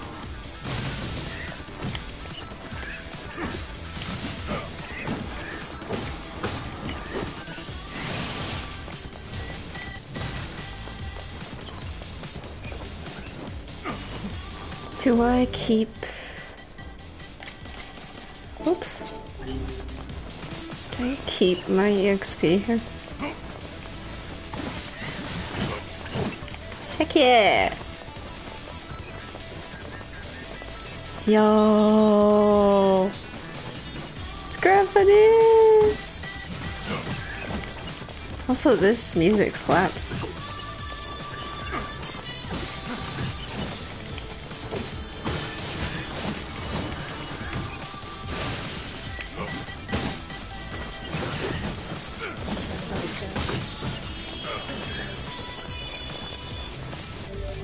I got a heal. No, go away. I'm busy.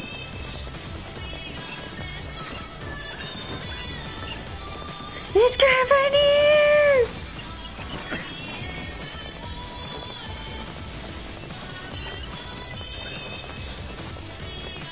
What's here? Oh, I can't move. Go. I can't go. Do I have to kill everything?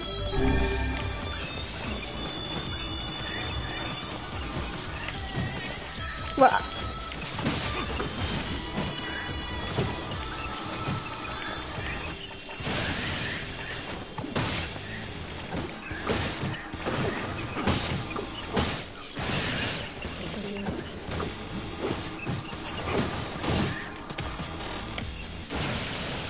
I may have screwed myself over a little bit by running through.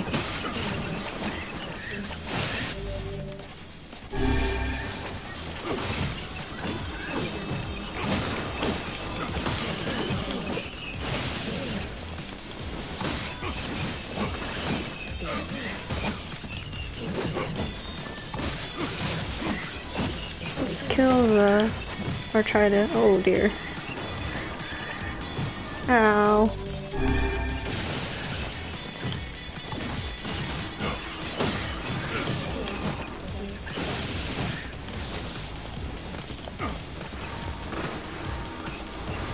Alright, I have Whirlwind. Thank you for reminding me.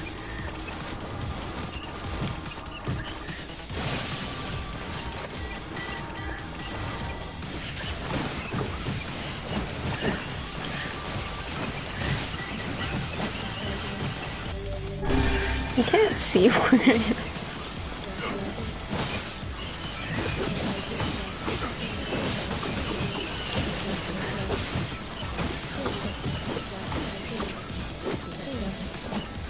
Also, everything is really, really, really yellow. Did they put a poster effect on things? Oh, there's a big eye. Oh! Where? Oh! Bluebird remix.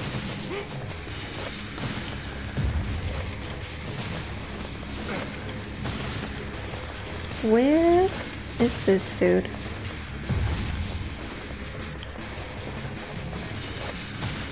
Okay, I see the birds. I mean the bats. Oh! Hey!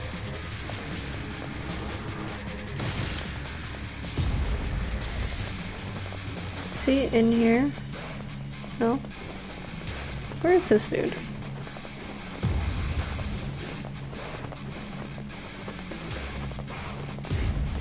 I can't imagine people playing this in their... look down. Oh!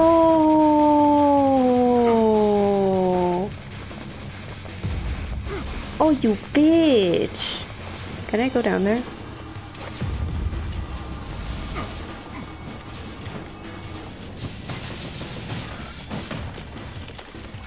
Hey there.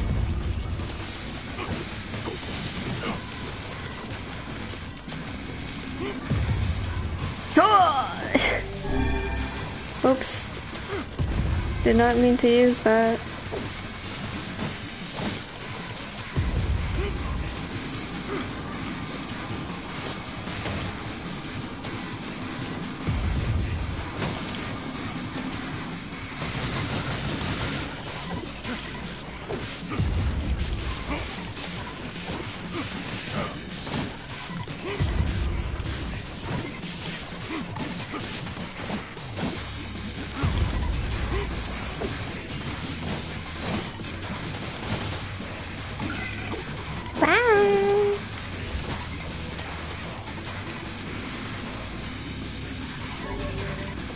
Medicinal herb times 3.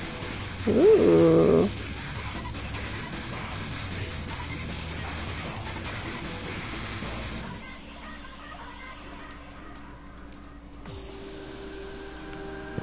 The Black Scroll, a lost destiny, a white book of false truth. Ooh, yeah, definitely very posterized.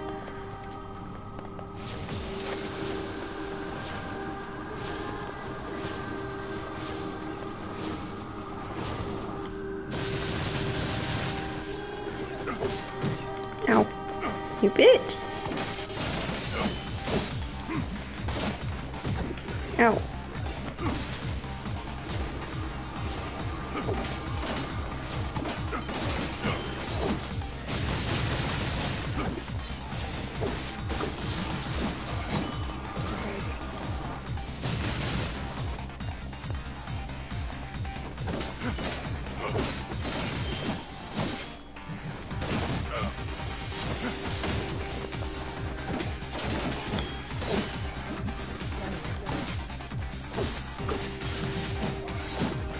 This is really, really cool.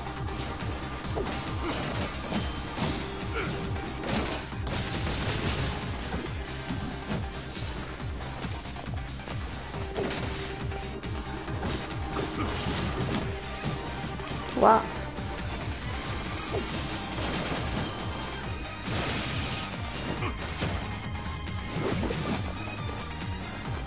Finisher? Finisher? Heck yeah. No, you don't. I can't see.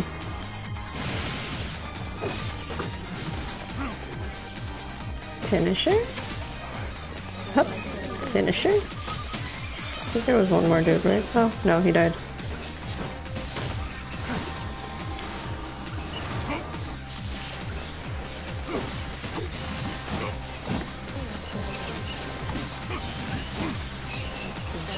Oh, camera, please stop.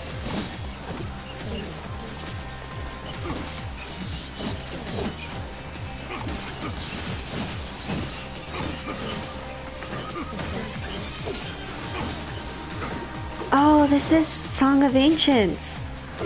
Oh, that's really cool. It's really, really hard to see in such a posterized world.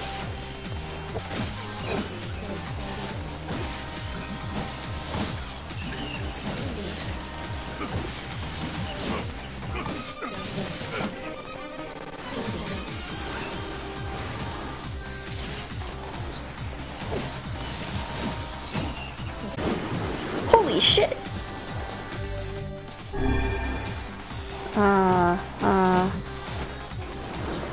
Honey.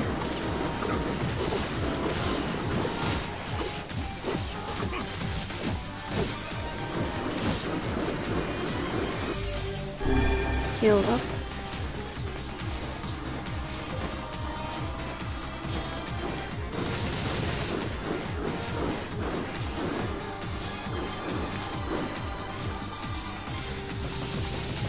What? Ow.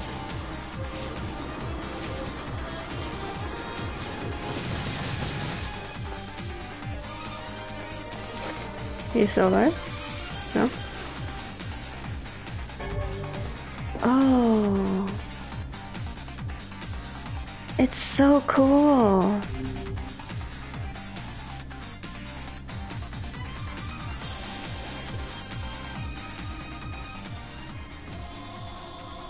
Soldiers of Salt calling forth white death. They are legion, those who plunge through darkness. Darkness.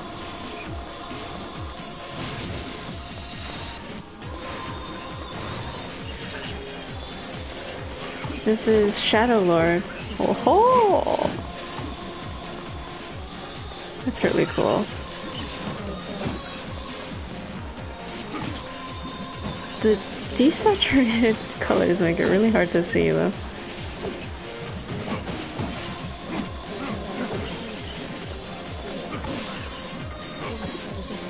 Alright, where are you?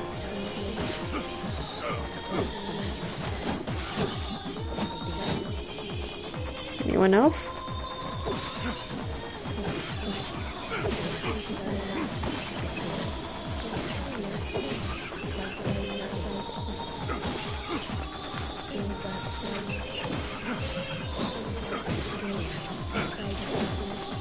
No.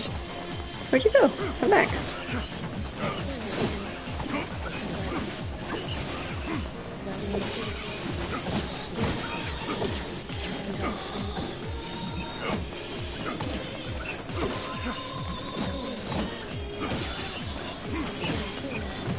Ow. Oh dear. I'm running out of health cells. Is this like a coliseum of sorts? Oh, I'm done. One-hand sword. Fool's embrace. Oh, that was really cool. The dragon's corpse brought death to the world, delivering onto it the power of magic. Hansel Gretel? Hansel, nope. Just the area. In a very desaturated and almost negative tone.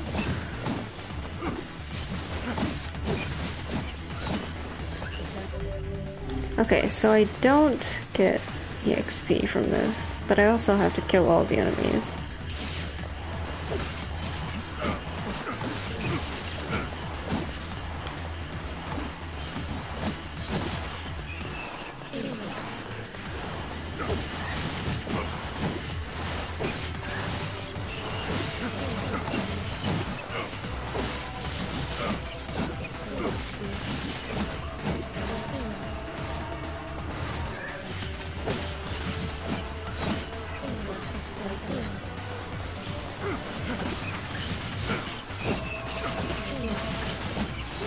The hard thing about this though is, oh shit, hi!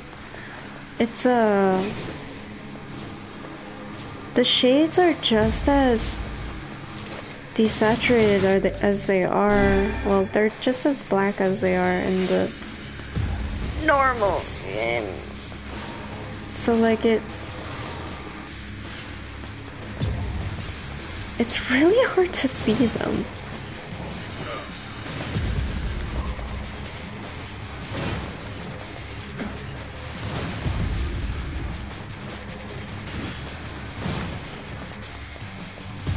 Like, I can't really see this dude at all. Ow, you bitch.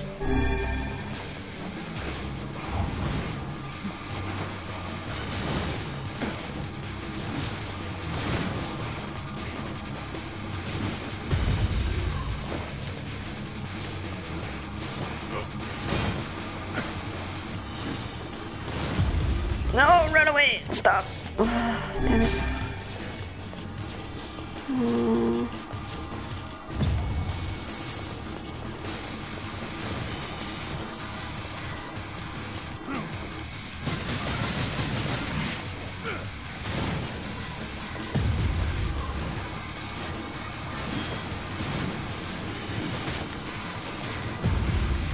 Ow.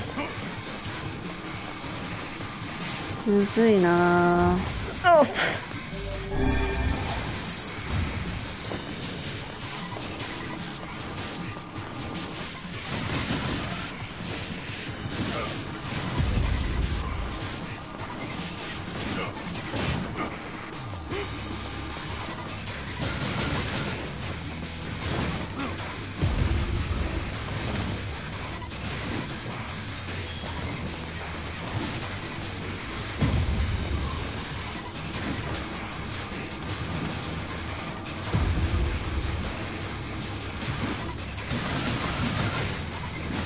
Oh, I'm trying to break his armor, but I guess that's not very possible.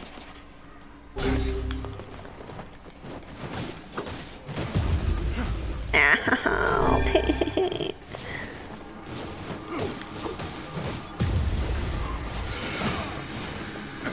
Marginally better.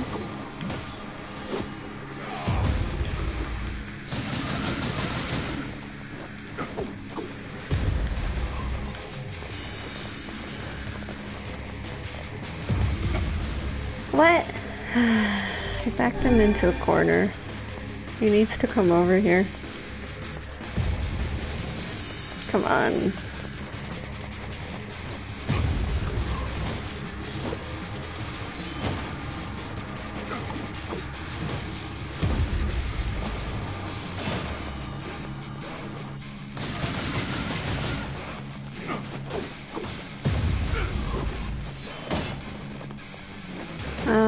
むずいな。いやいや。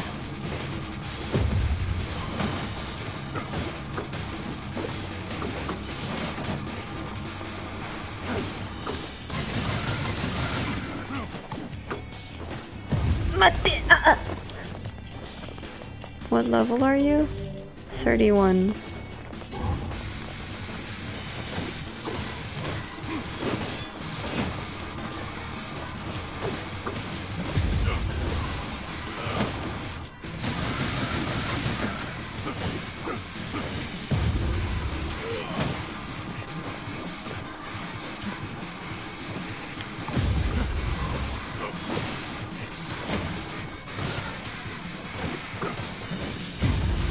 What? How'd you hit me from the back? Normal versus hard really makes that big of a difference. Yeah, look at my attacks. I'm not doing anything to him. Or it doesn't really seem... like, you can't really tell.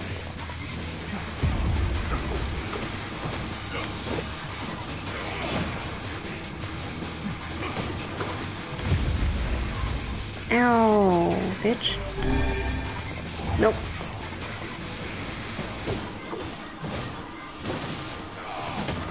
Oh, finally. I did it. Ta-da! Medicinal herb 3. Oh my gosh. Oh no.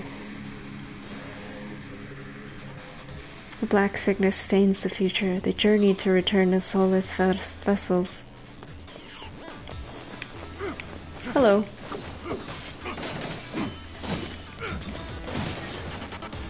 No, fuck you.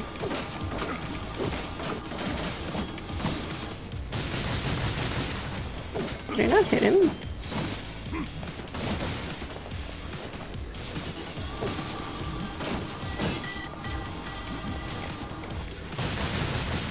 No, I did hit him.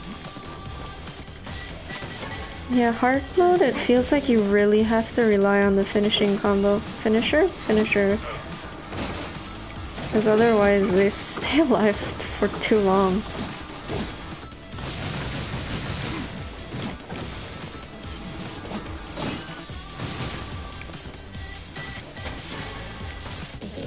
Like so.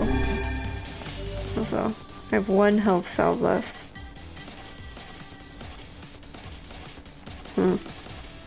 Maybe use a strength drop later. Parkour? NieR?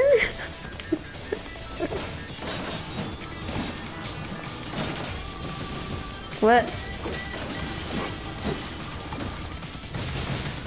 Oh god, oh no. Oh no, too many, too many.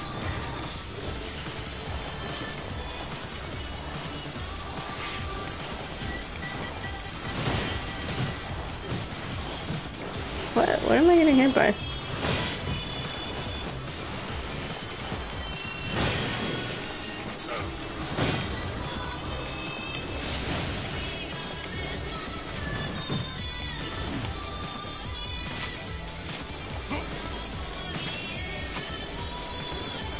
How are you? Oh!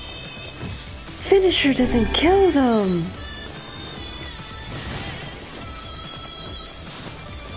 Oh my god. I think I might die.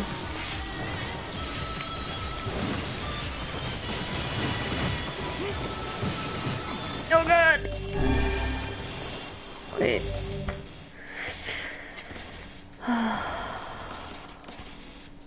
Okay, let's see what happens if I do this, and then...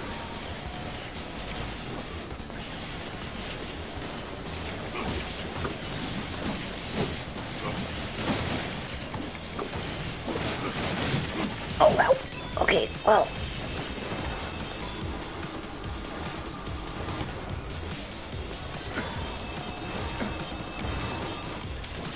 You're still here? I thought I killed you. Ow, bitch.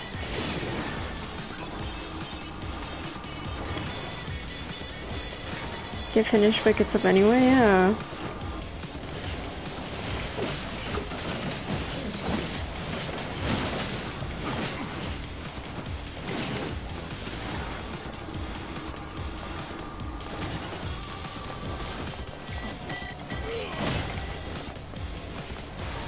Two, three.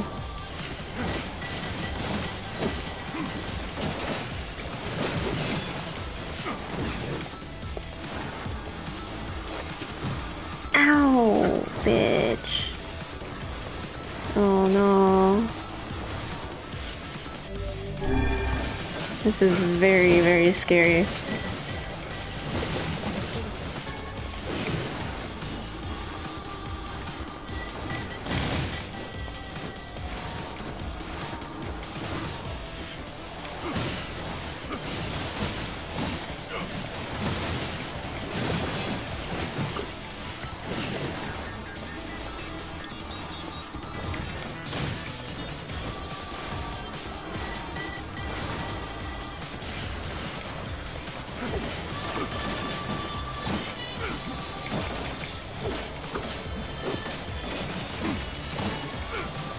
That's one now.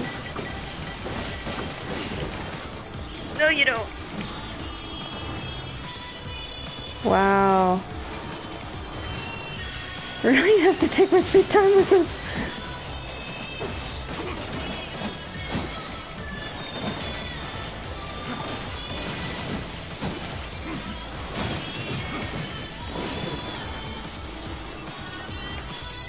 Oops. Uh-oh. No! I don't have to kill you guys? What? Okay. Bye-bye.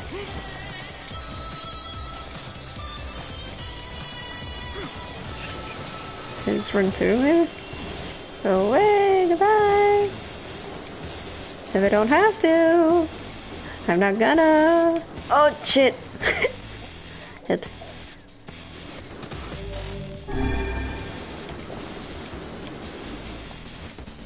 Wait! Hey! Okay. どれどれ?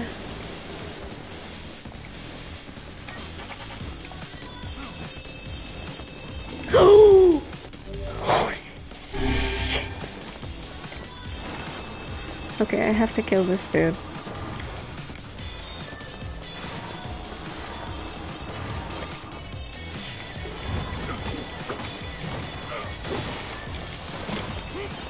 Run away.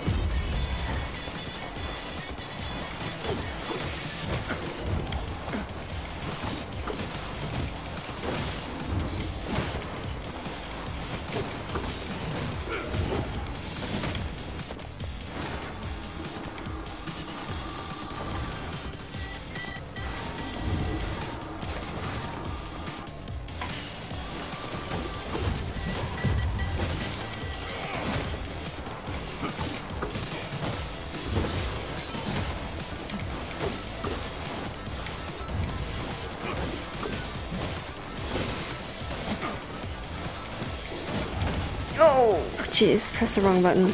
Terrifying. Okay. That guy's done. Can I go? Please?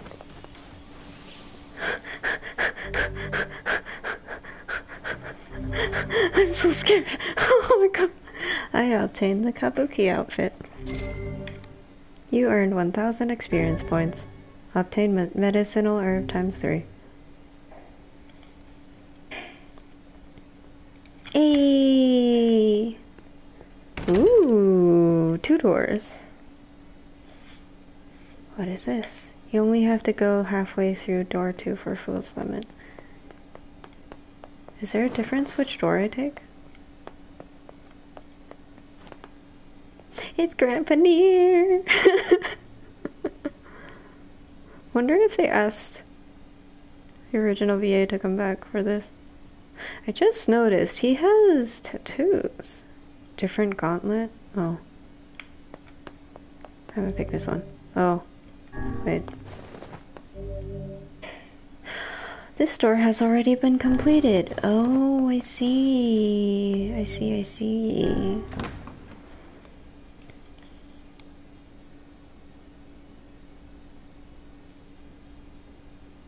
This is gonna be difficult. The apocalypse divided the world in two, one that knows not day and one which has never seen the night. Oh my god, I love this remix so much.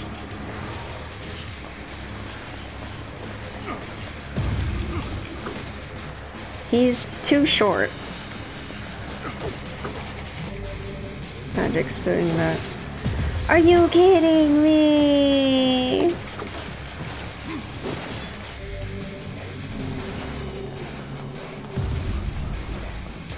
Wait, what? How am I supposed to?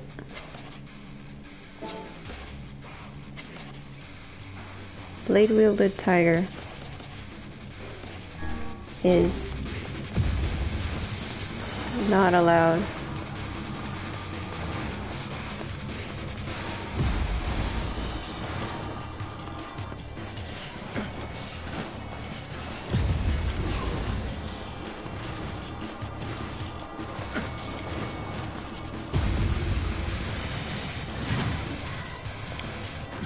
Two, 3, 4, 5. Protected turtle. Okay, I can...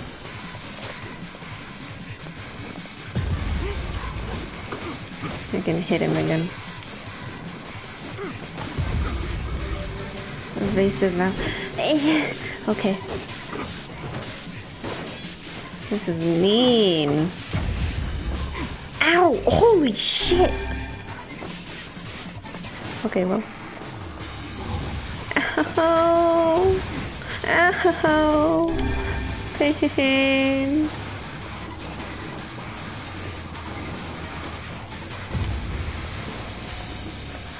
Don't hit. Don't hit R2. Whatever you do, don't hit R2. Oh my god!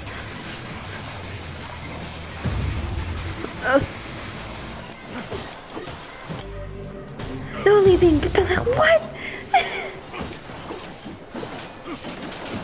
Oh my god. Blade wielding.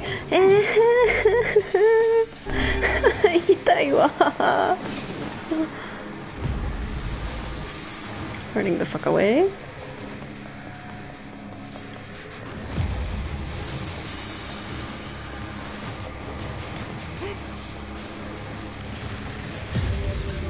Magic spewing that.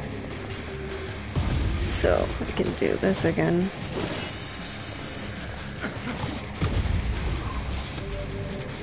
Protected turtle. Is it based off of rhythm or is it based off its health?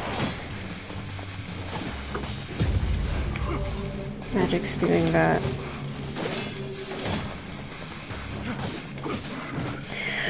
Oh, that was so stressful. Oh my god. 5 medicinal herbs. Okay. Stretch a little bit. I am so scared.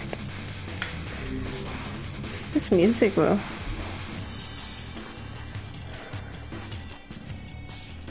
Oh boy. Black and white, 13 packs. The vessels' form waver as they cross time and space. Oh, why? Ow!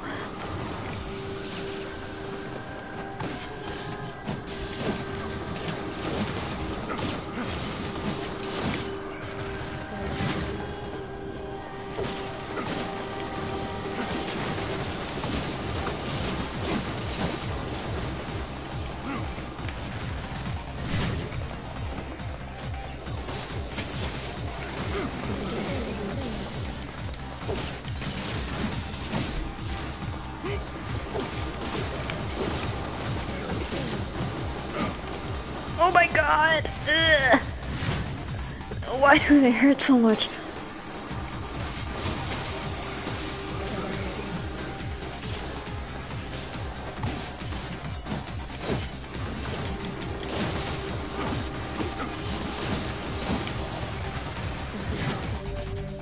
Heal up. Oh my god. This is so scary. Thank you for the hydrate. Oh my gosh.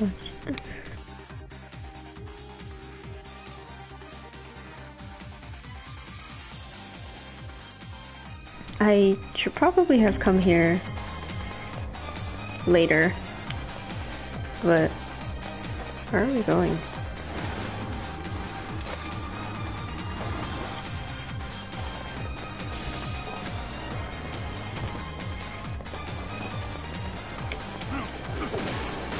Ooh, what are you?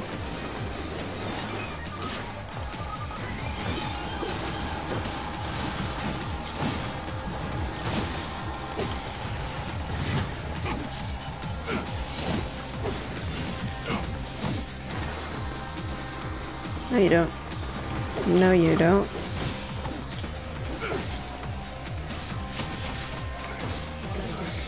Okay. Let me change. Pahil can go to Pahulov.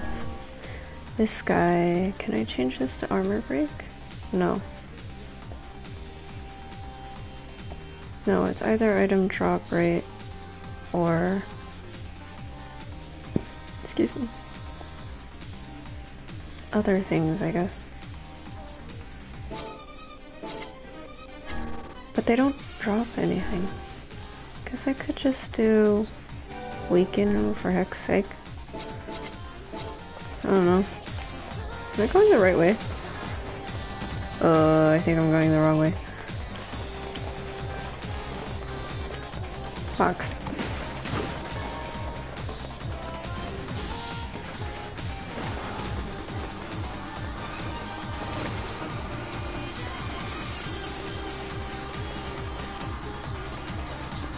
These remixes though, they're so cool.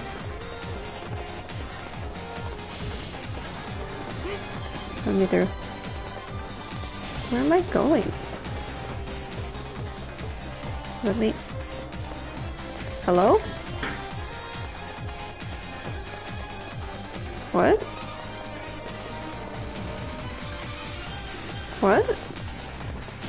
It won't let me through. Did I go the wrong way? I think I went the wrong way.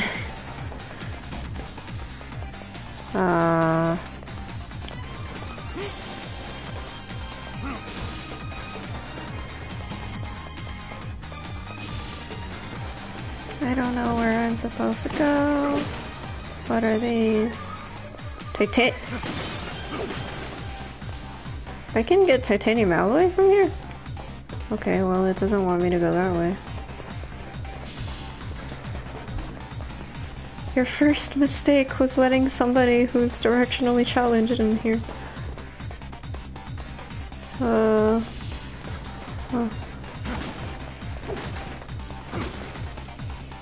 It seems we have been shut in. Oh, great. Ow! Mother of... Oh no! Oh no!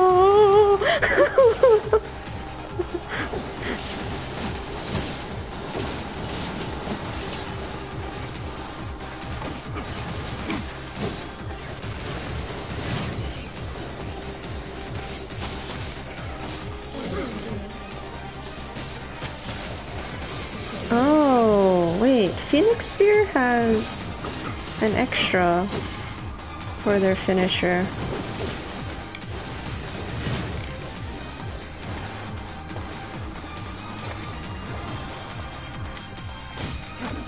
Hee hee. Okay. Do I do it this way? No. I don't know where I came from. Did I keep going right? When in doubt, go right, right?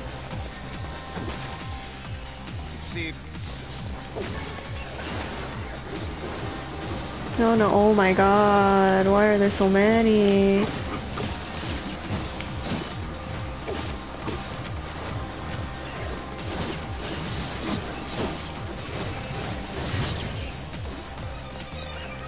One. Oh, the other one died.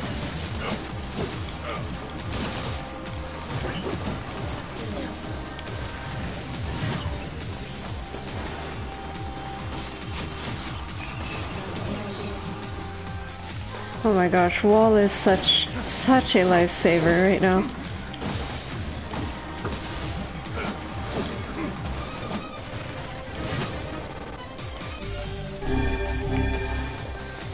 Can I go here? Nope. Left, I think?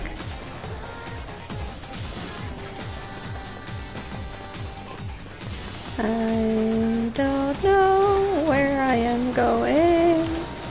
That's... I didn't wait long enough. Oh my god! Terrified noises.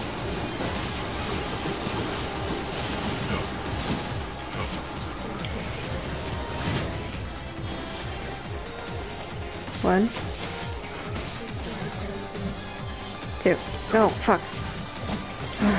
Okay.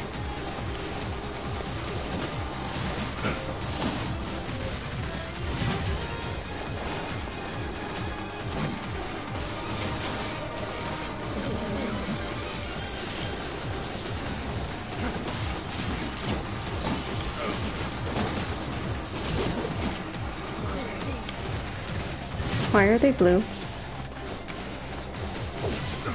Die. Okay. Everything's okay. I am so scared. Oh no. It seems we have been shut here. Yes. I can see that too. 3, 4.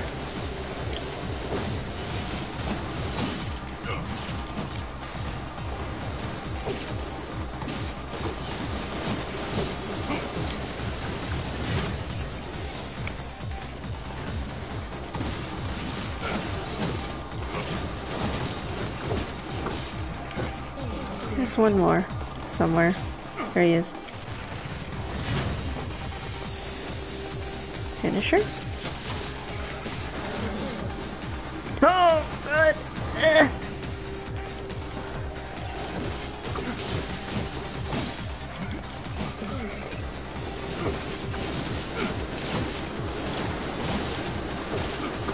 Oh, I gotta kill that purple one first.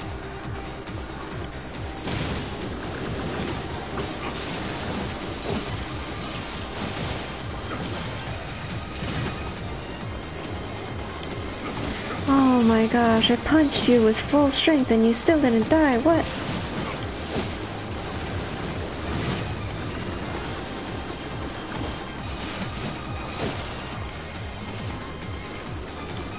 I punched him with full strength twice and he still didn't die, what? Okay, he's dead now.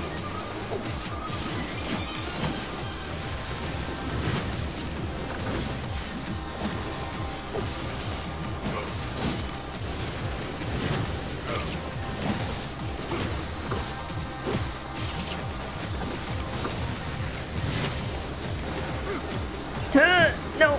Ow. You're still not dead? Wait. If you can't tell what's going on in stream, don't worry, because I can't see anything either.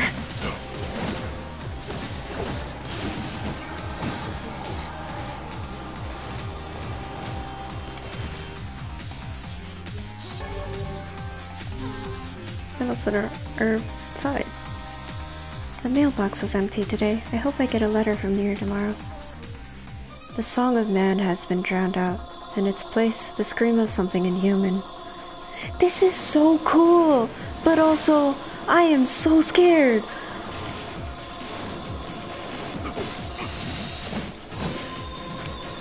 Oh, they also have way more health.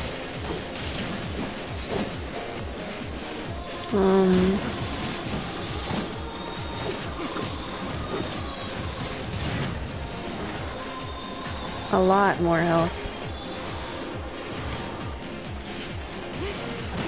Uh-oh.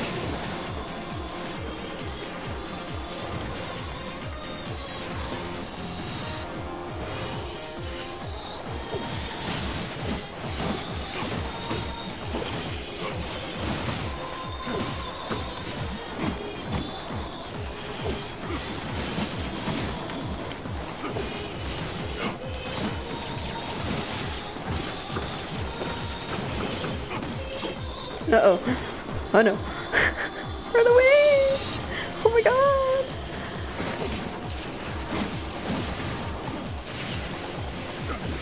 They're the best place for farming upgrade mats. I can see why, but... They don't seem to drop much.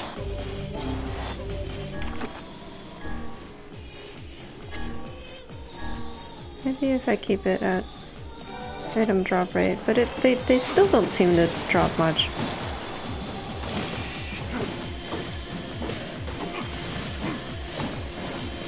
Door 3 is better? Ah, I see.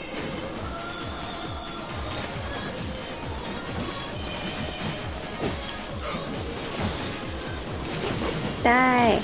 Die! Hurry up and die. Die. Die.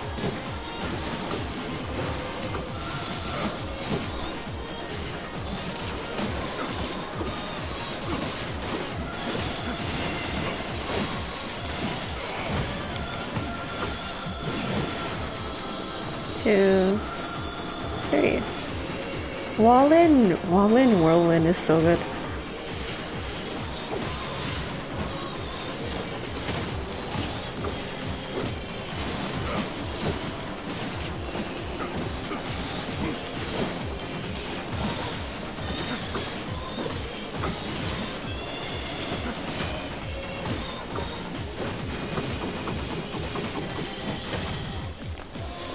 Take it.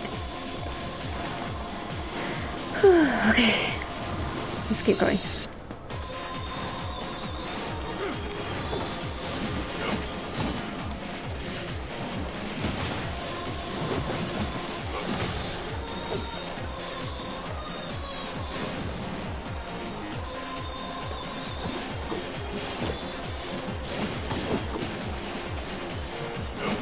Oh, this is gonna be difficult. Let's see. Use Lance, maybe? Oh, that's the wrong thing. That's also the wrong thing.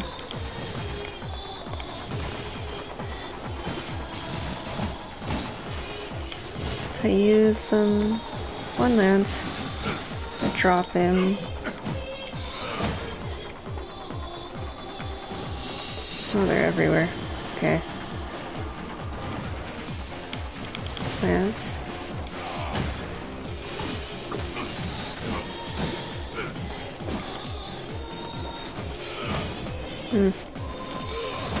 Maybe use you. Bonk. Oh, he fell off! That's cool. Lance?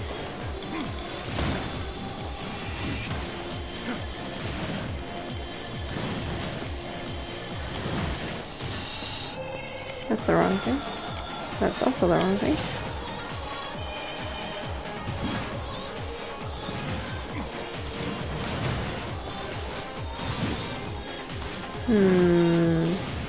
Maybe not. Way two-handed. It's taking too long.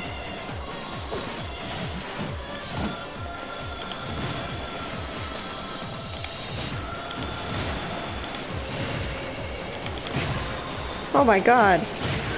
Okay. That's a lot.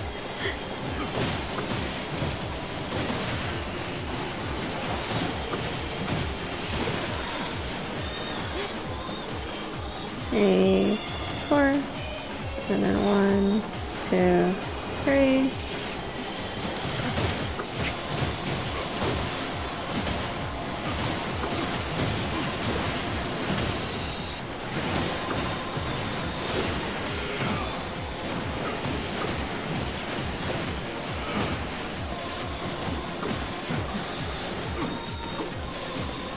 One more.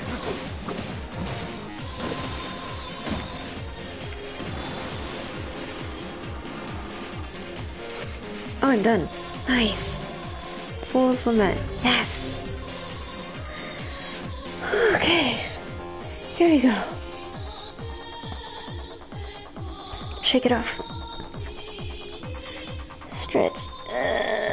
The sky falls with the dragon. The world ends this day. Here we go.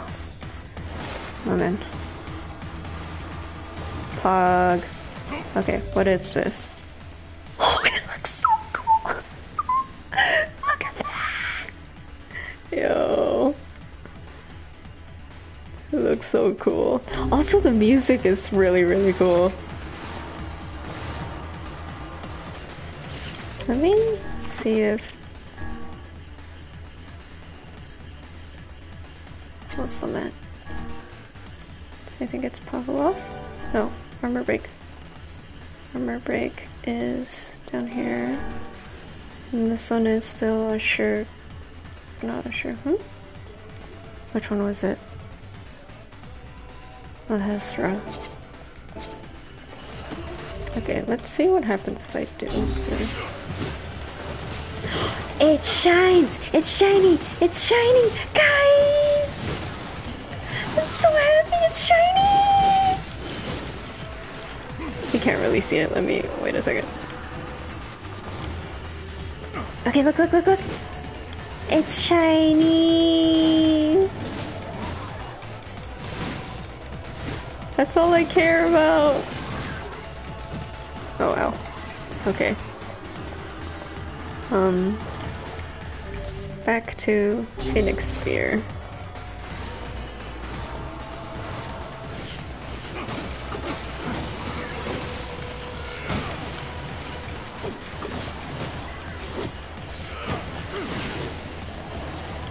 Oh, I want my execution back. So I can do more finisher combos.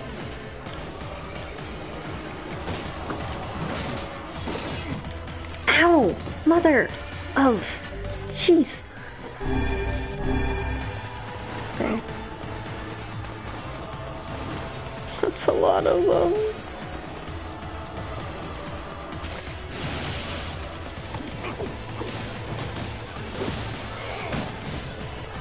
Are you on the ground? Yes, one. There's one.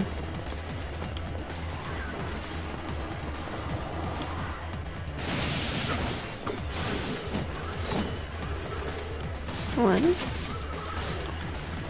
Two. Yes. No. I did it too early. Oh shit. I ended it too early. No! I didn't!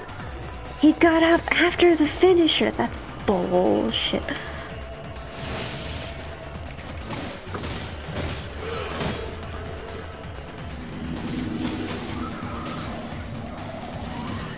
Yeah, he's getting up after the finisher. That's bullshit.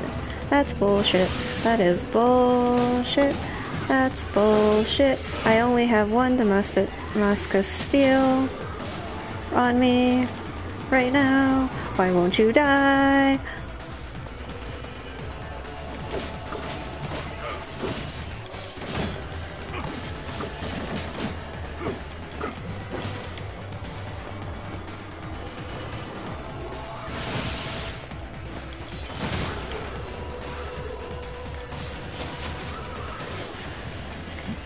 See, he gets up like nothing happened. Do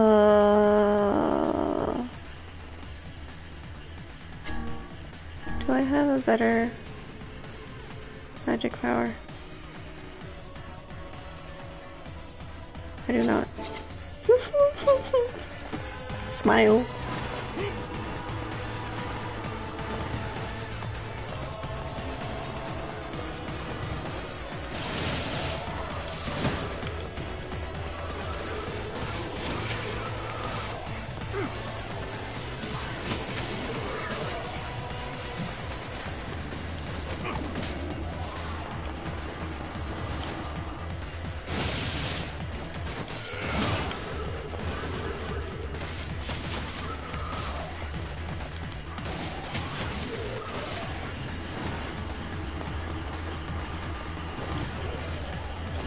Well, all of the running while being able to charge your magic is definitely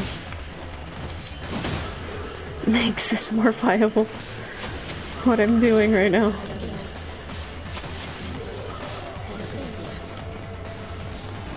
Hi there. Do that again.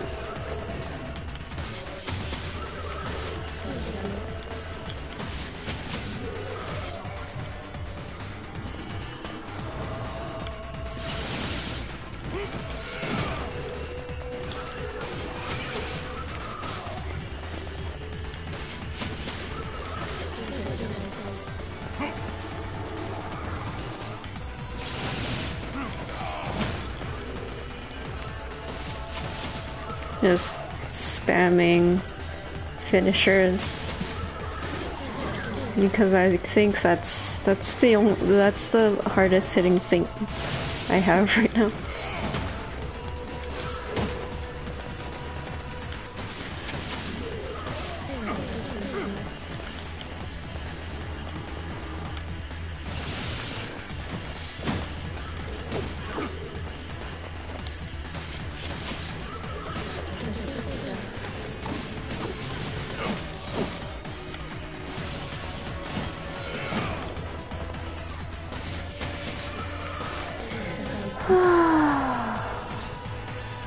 Oh no, there's more.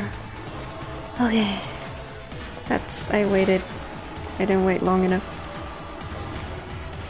Okay. Hello. You're too tiny. 2, 3. Ow! Oh! Holy shit, dude!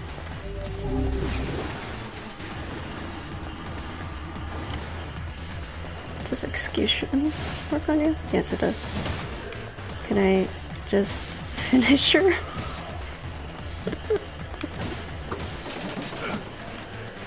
Finish her. I combo you to death, please.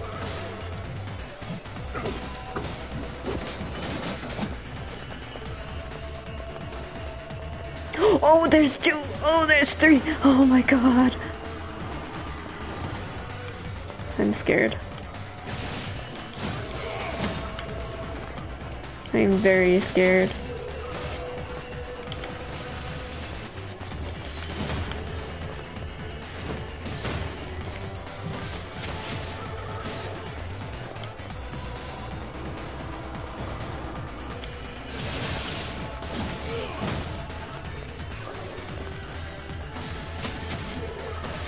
Oh my god, there's 4! They're multiplying! I'm so scared!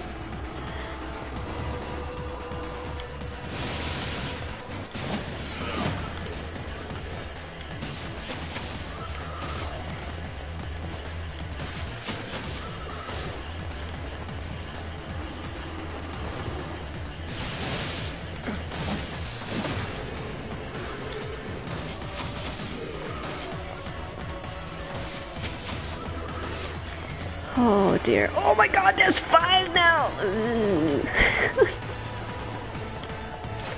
I'm so scared, you guys.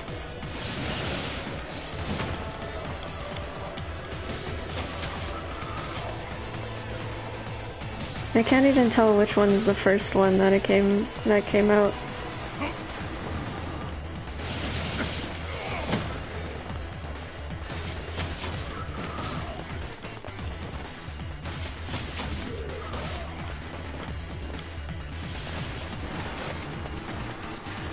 Oh my god, no, no, no, no, no. Jesus Christ. Okay, since... Wait. Where is Iron Will? Iron Will is the thing that has most damage, so maybe its finisher will do more damage. And I can do 3 at once. And I can do this.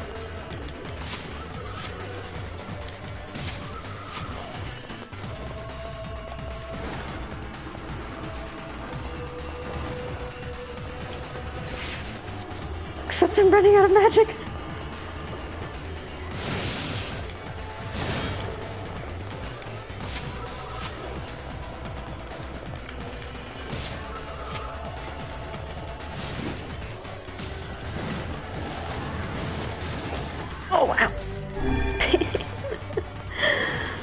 gosh, why do you have so much health? I've never even seen you before.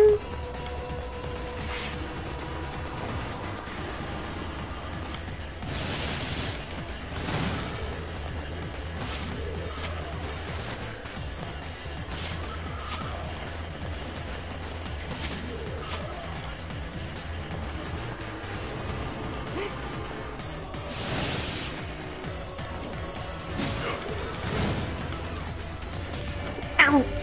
Bitch.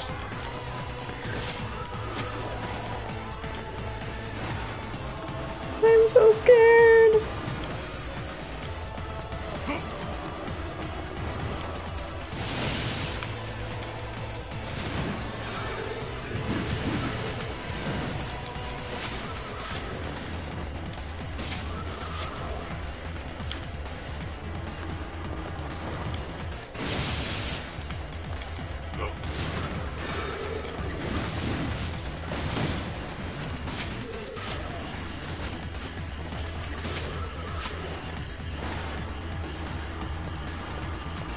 How are they not dead yet?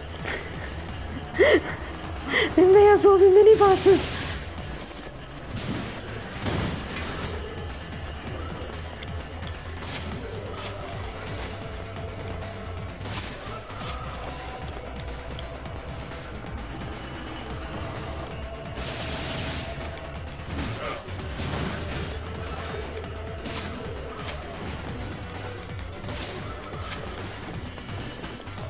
No, you don't go away.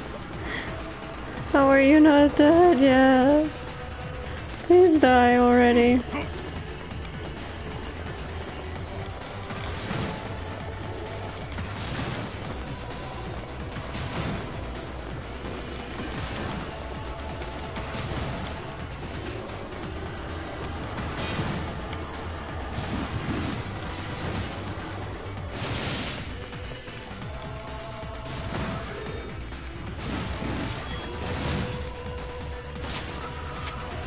He's still not dead! What do I do?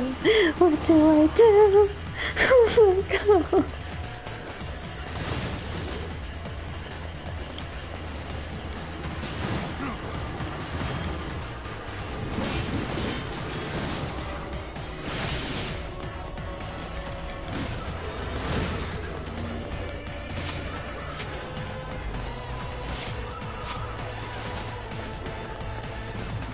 What do I do? Oh my god.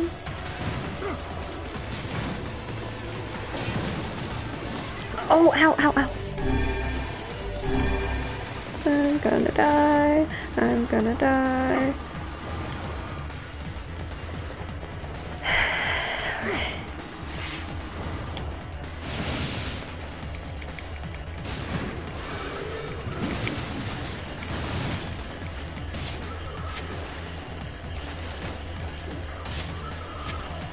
How are they not dead yet? How much health do you have?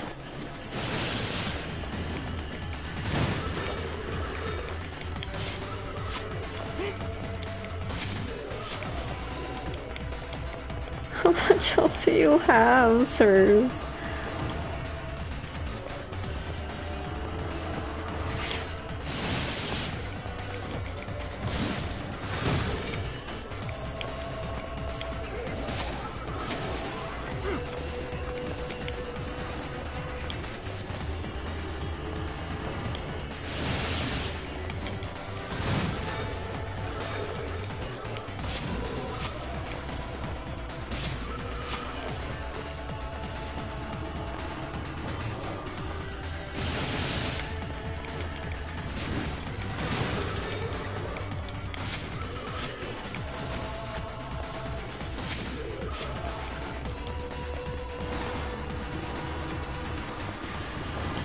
How much damage does the finisher do?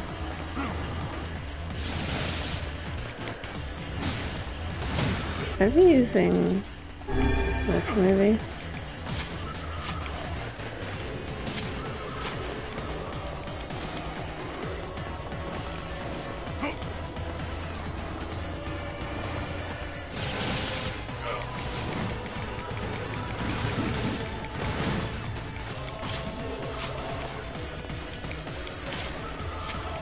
I have sorely underestimated how long these guys take.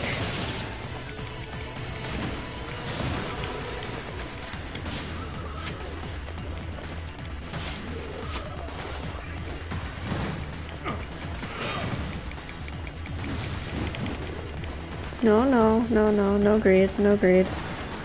Oh my gosh. How much health do you have?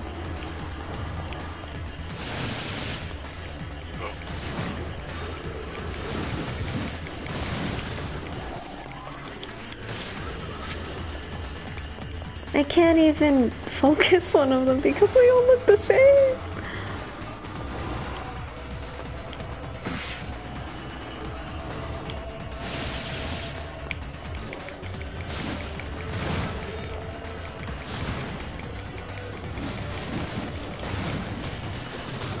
Ow! That's the wrong thing.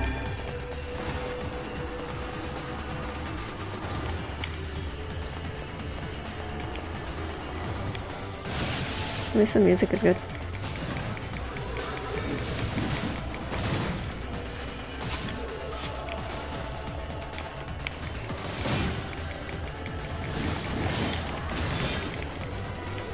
No way. Ah ha ha! Itay! Oh, itay! What do I do?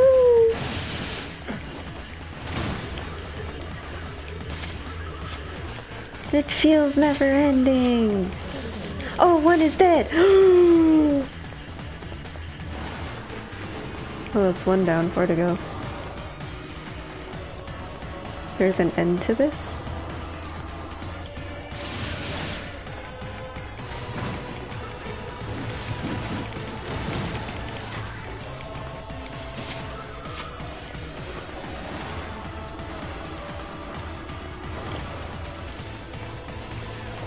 Slowly.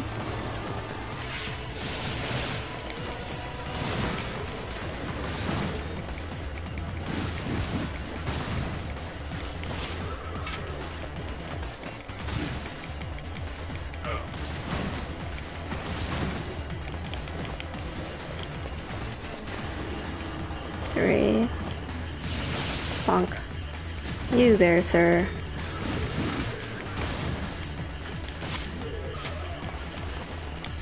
It still feels like it's taking forever.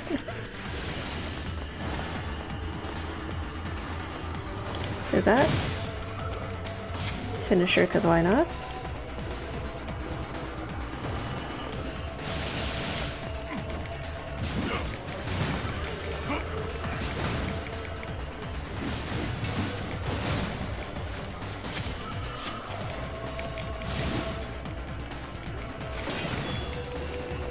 Okay, run away.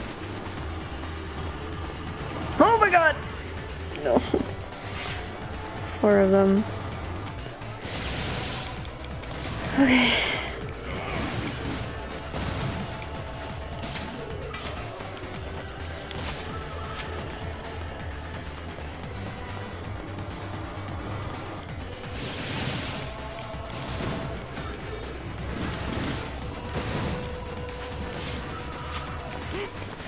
I have so much health.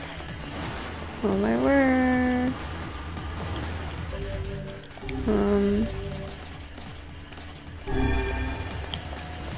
2, 3.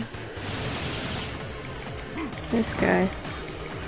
Focusing this one on the right.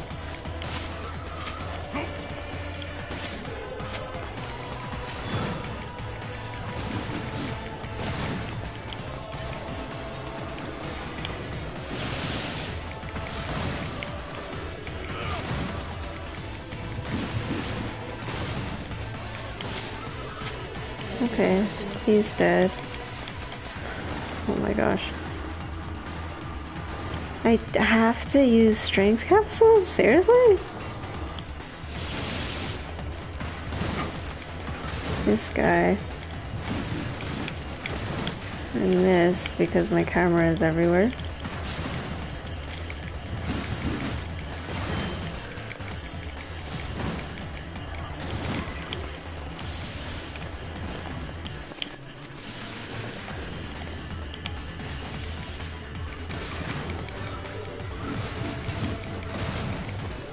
Finisher. Run the hell away. Oops. That's...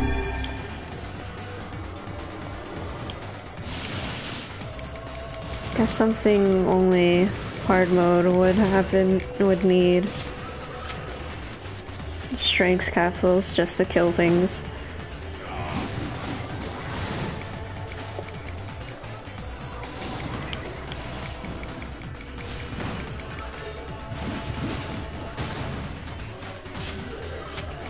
He's not dead yet!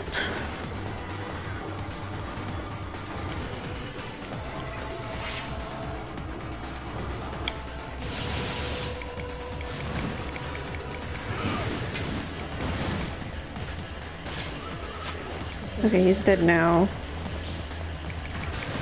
Next one.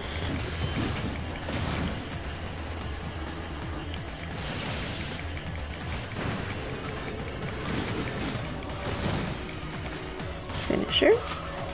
And continue heavy. That one's dead.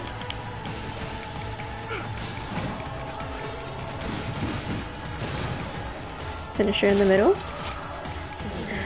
Oh my gosh. Oh my gosh. 5 herbs. I definitely used way more than that. And there's more. Oh man. Okay. The puppet priest collects the accursed prayers and polishes the vessel.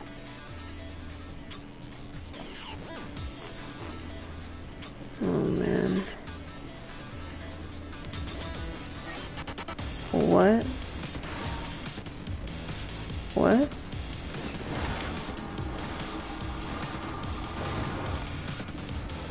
Oh, you are kidding me. Okay.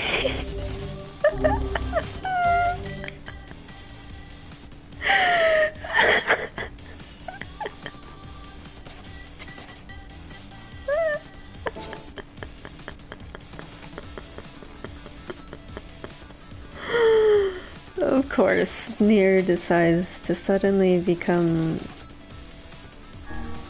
an FPS. Because why not, you know? I think I'll leave this as Ruin and move this one to Dark Blast.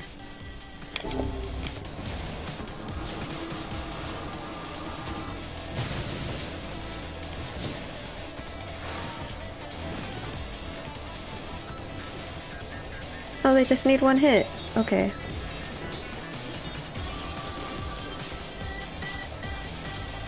That's good, I guess?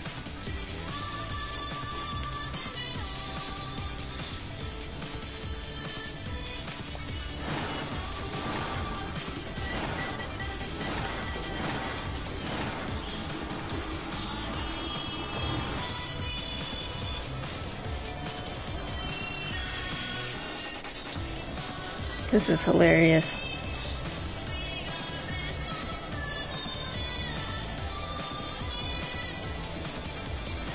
Are you? No, I am really bad at this. There's no lock on.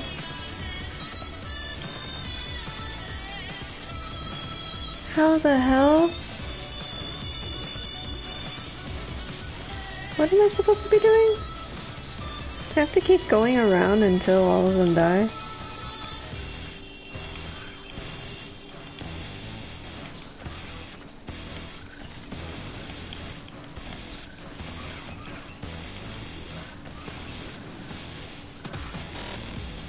How would I know where anything is? Height?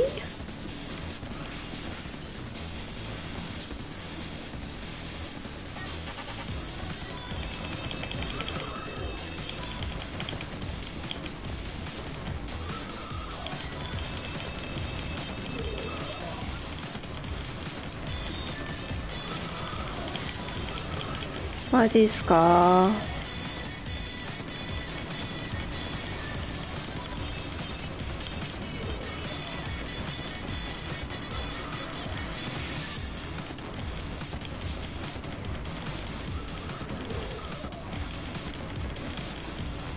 What am I doing here?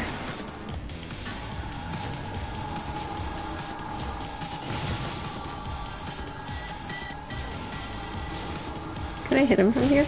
Nice. Oh, hey, War. What's up? Uh-oh. Hi! Nice knowing ya.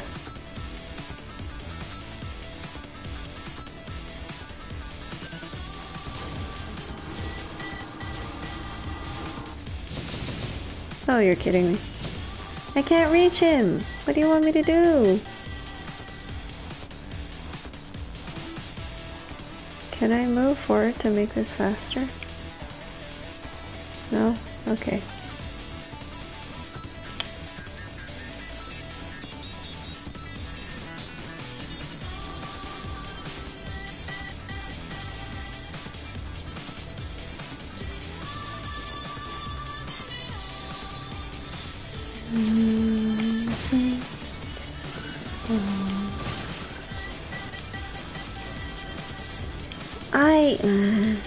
Stop moving!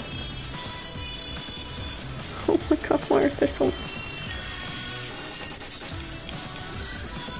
まだあるの？高い。Wait, did I do it? There's more. Oh, hi there.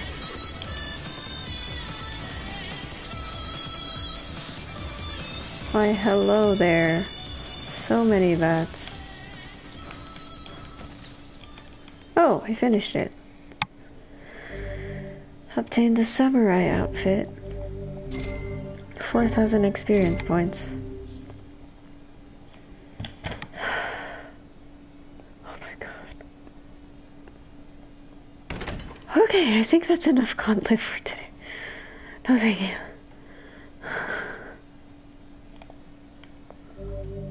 Leave this area, yes. Last night, NieR told me stories until I fell asleep. I don't remember anything he said, but boy, was I happy. Oh, precious Yona. I'm glad we got to see Grandpa NieR. Oof. My word. Something wrong? I feel as if I've just awoken from a most unpleasant dream. I know what you mean. That happens to me whenever I read it. That's funny. Alright, what are we doing? Look at my flowers! I don't think I have any pinks. Well, fuck. Oh, I have one pink. Well, fuck. I'll have to do it again.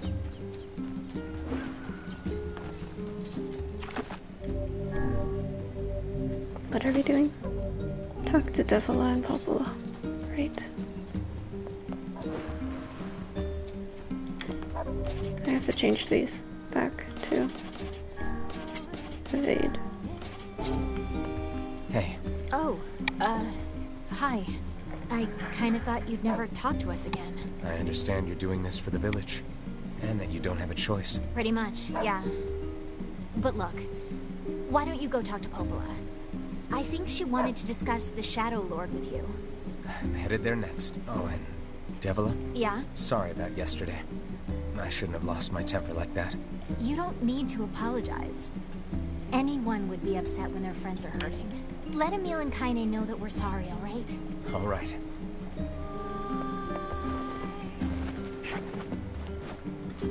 We chillin'.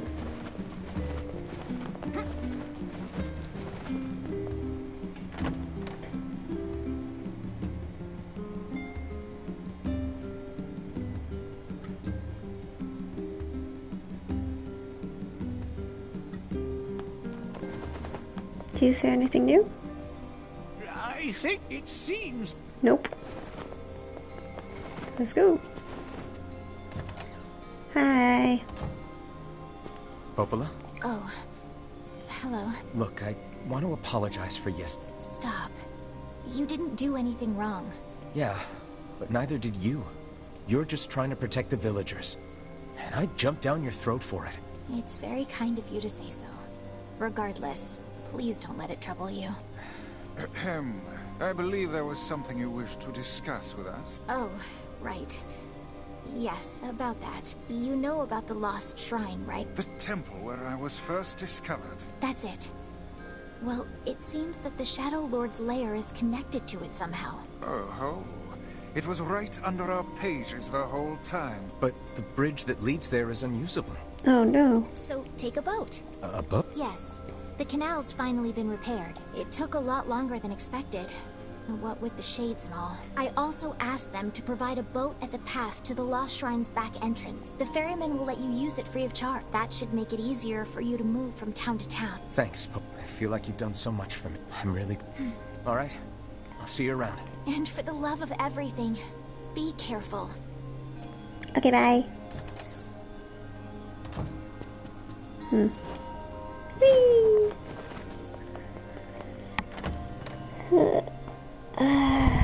So I think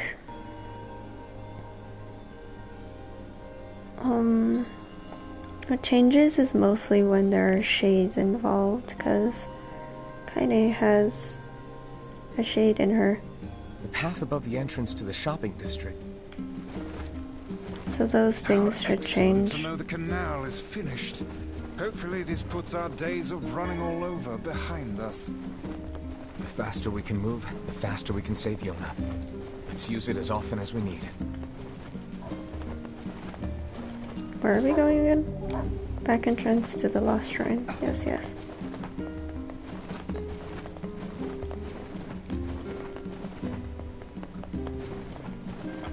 Hey there, dude. You found a job? Nice. Hey! That red pack. Hey. Sure. Apparently I did a... Oh, Thanks. Still, anyway. Heck yeah.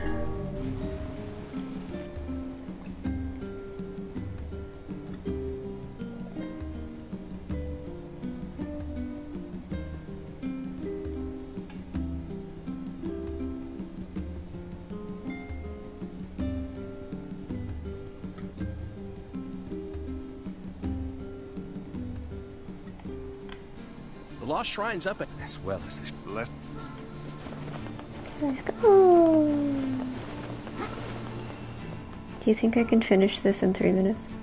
It makes little trips and follows me around. It's just the cutest thing ever. It's so cute.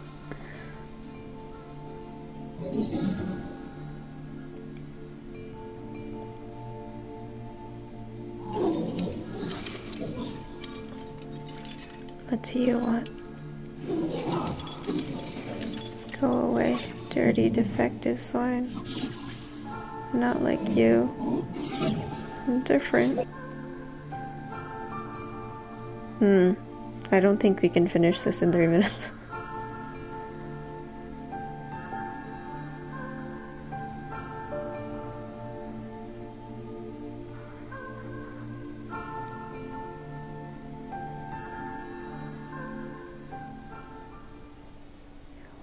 Wow.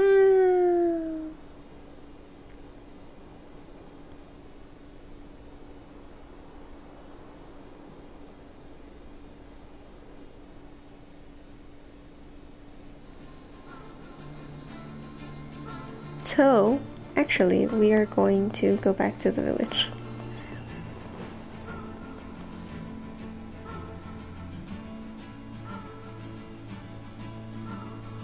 Because I forgot if I saved. Oops.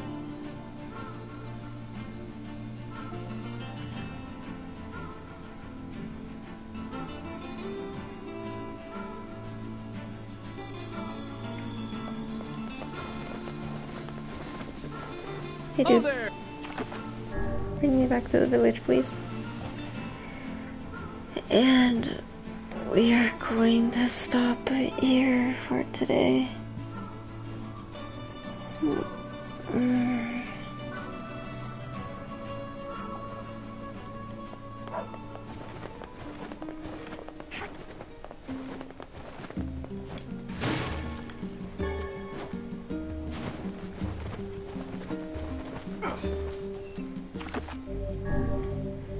Oh, I did save.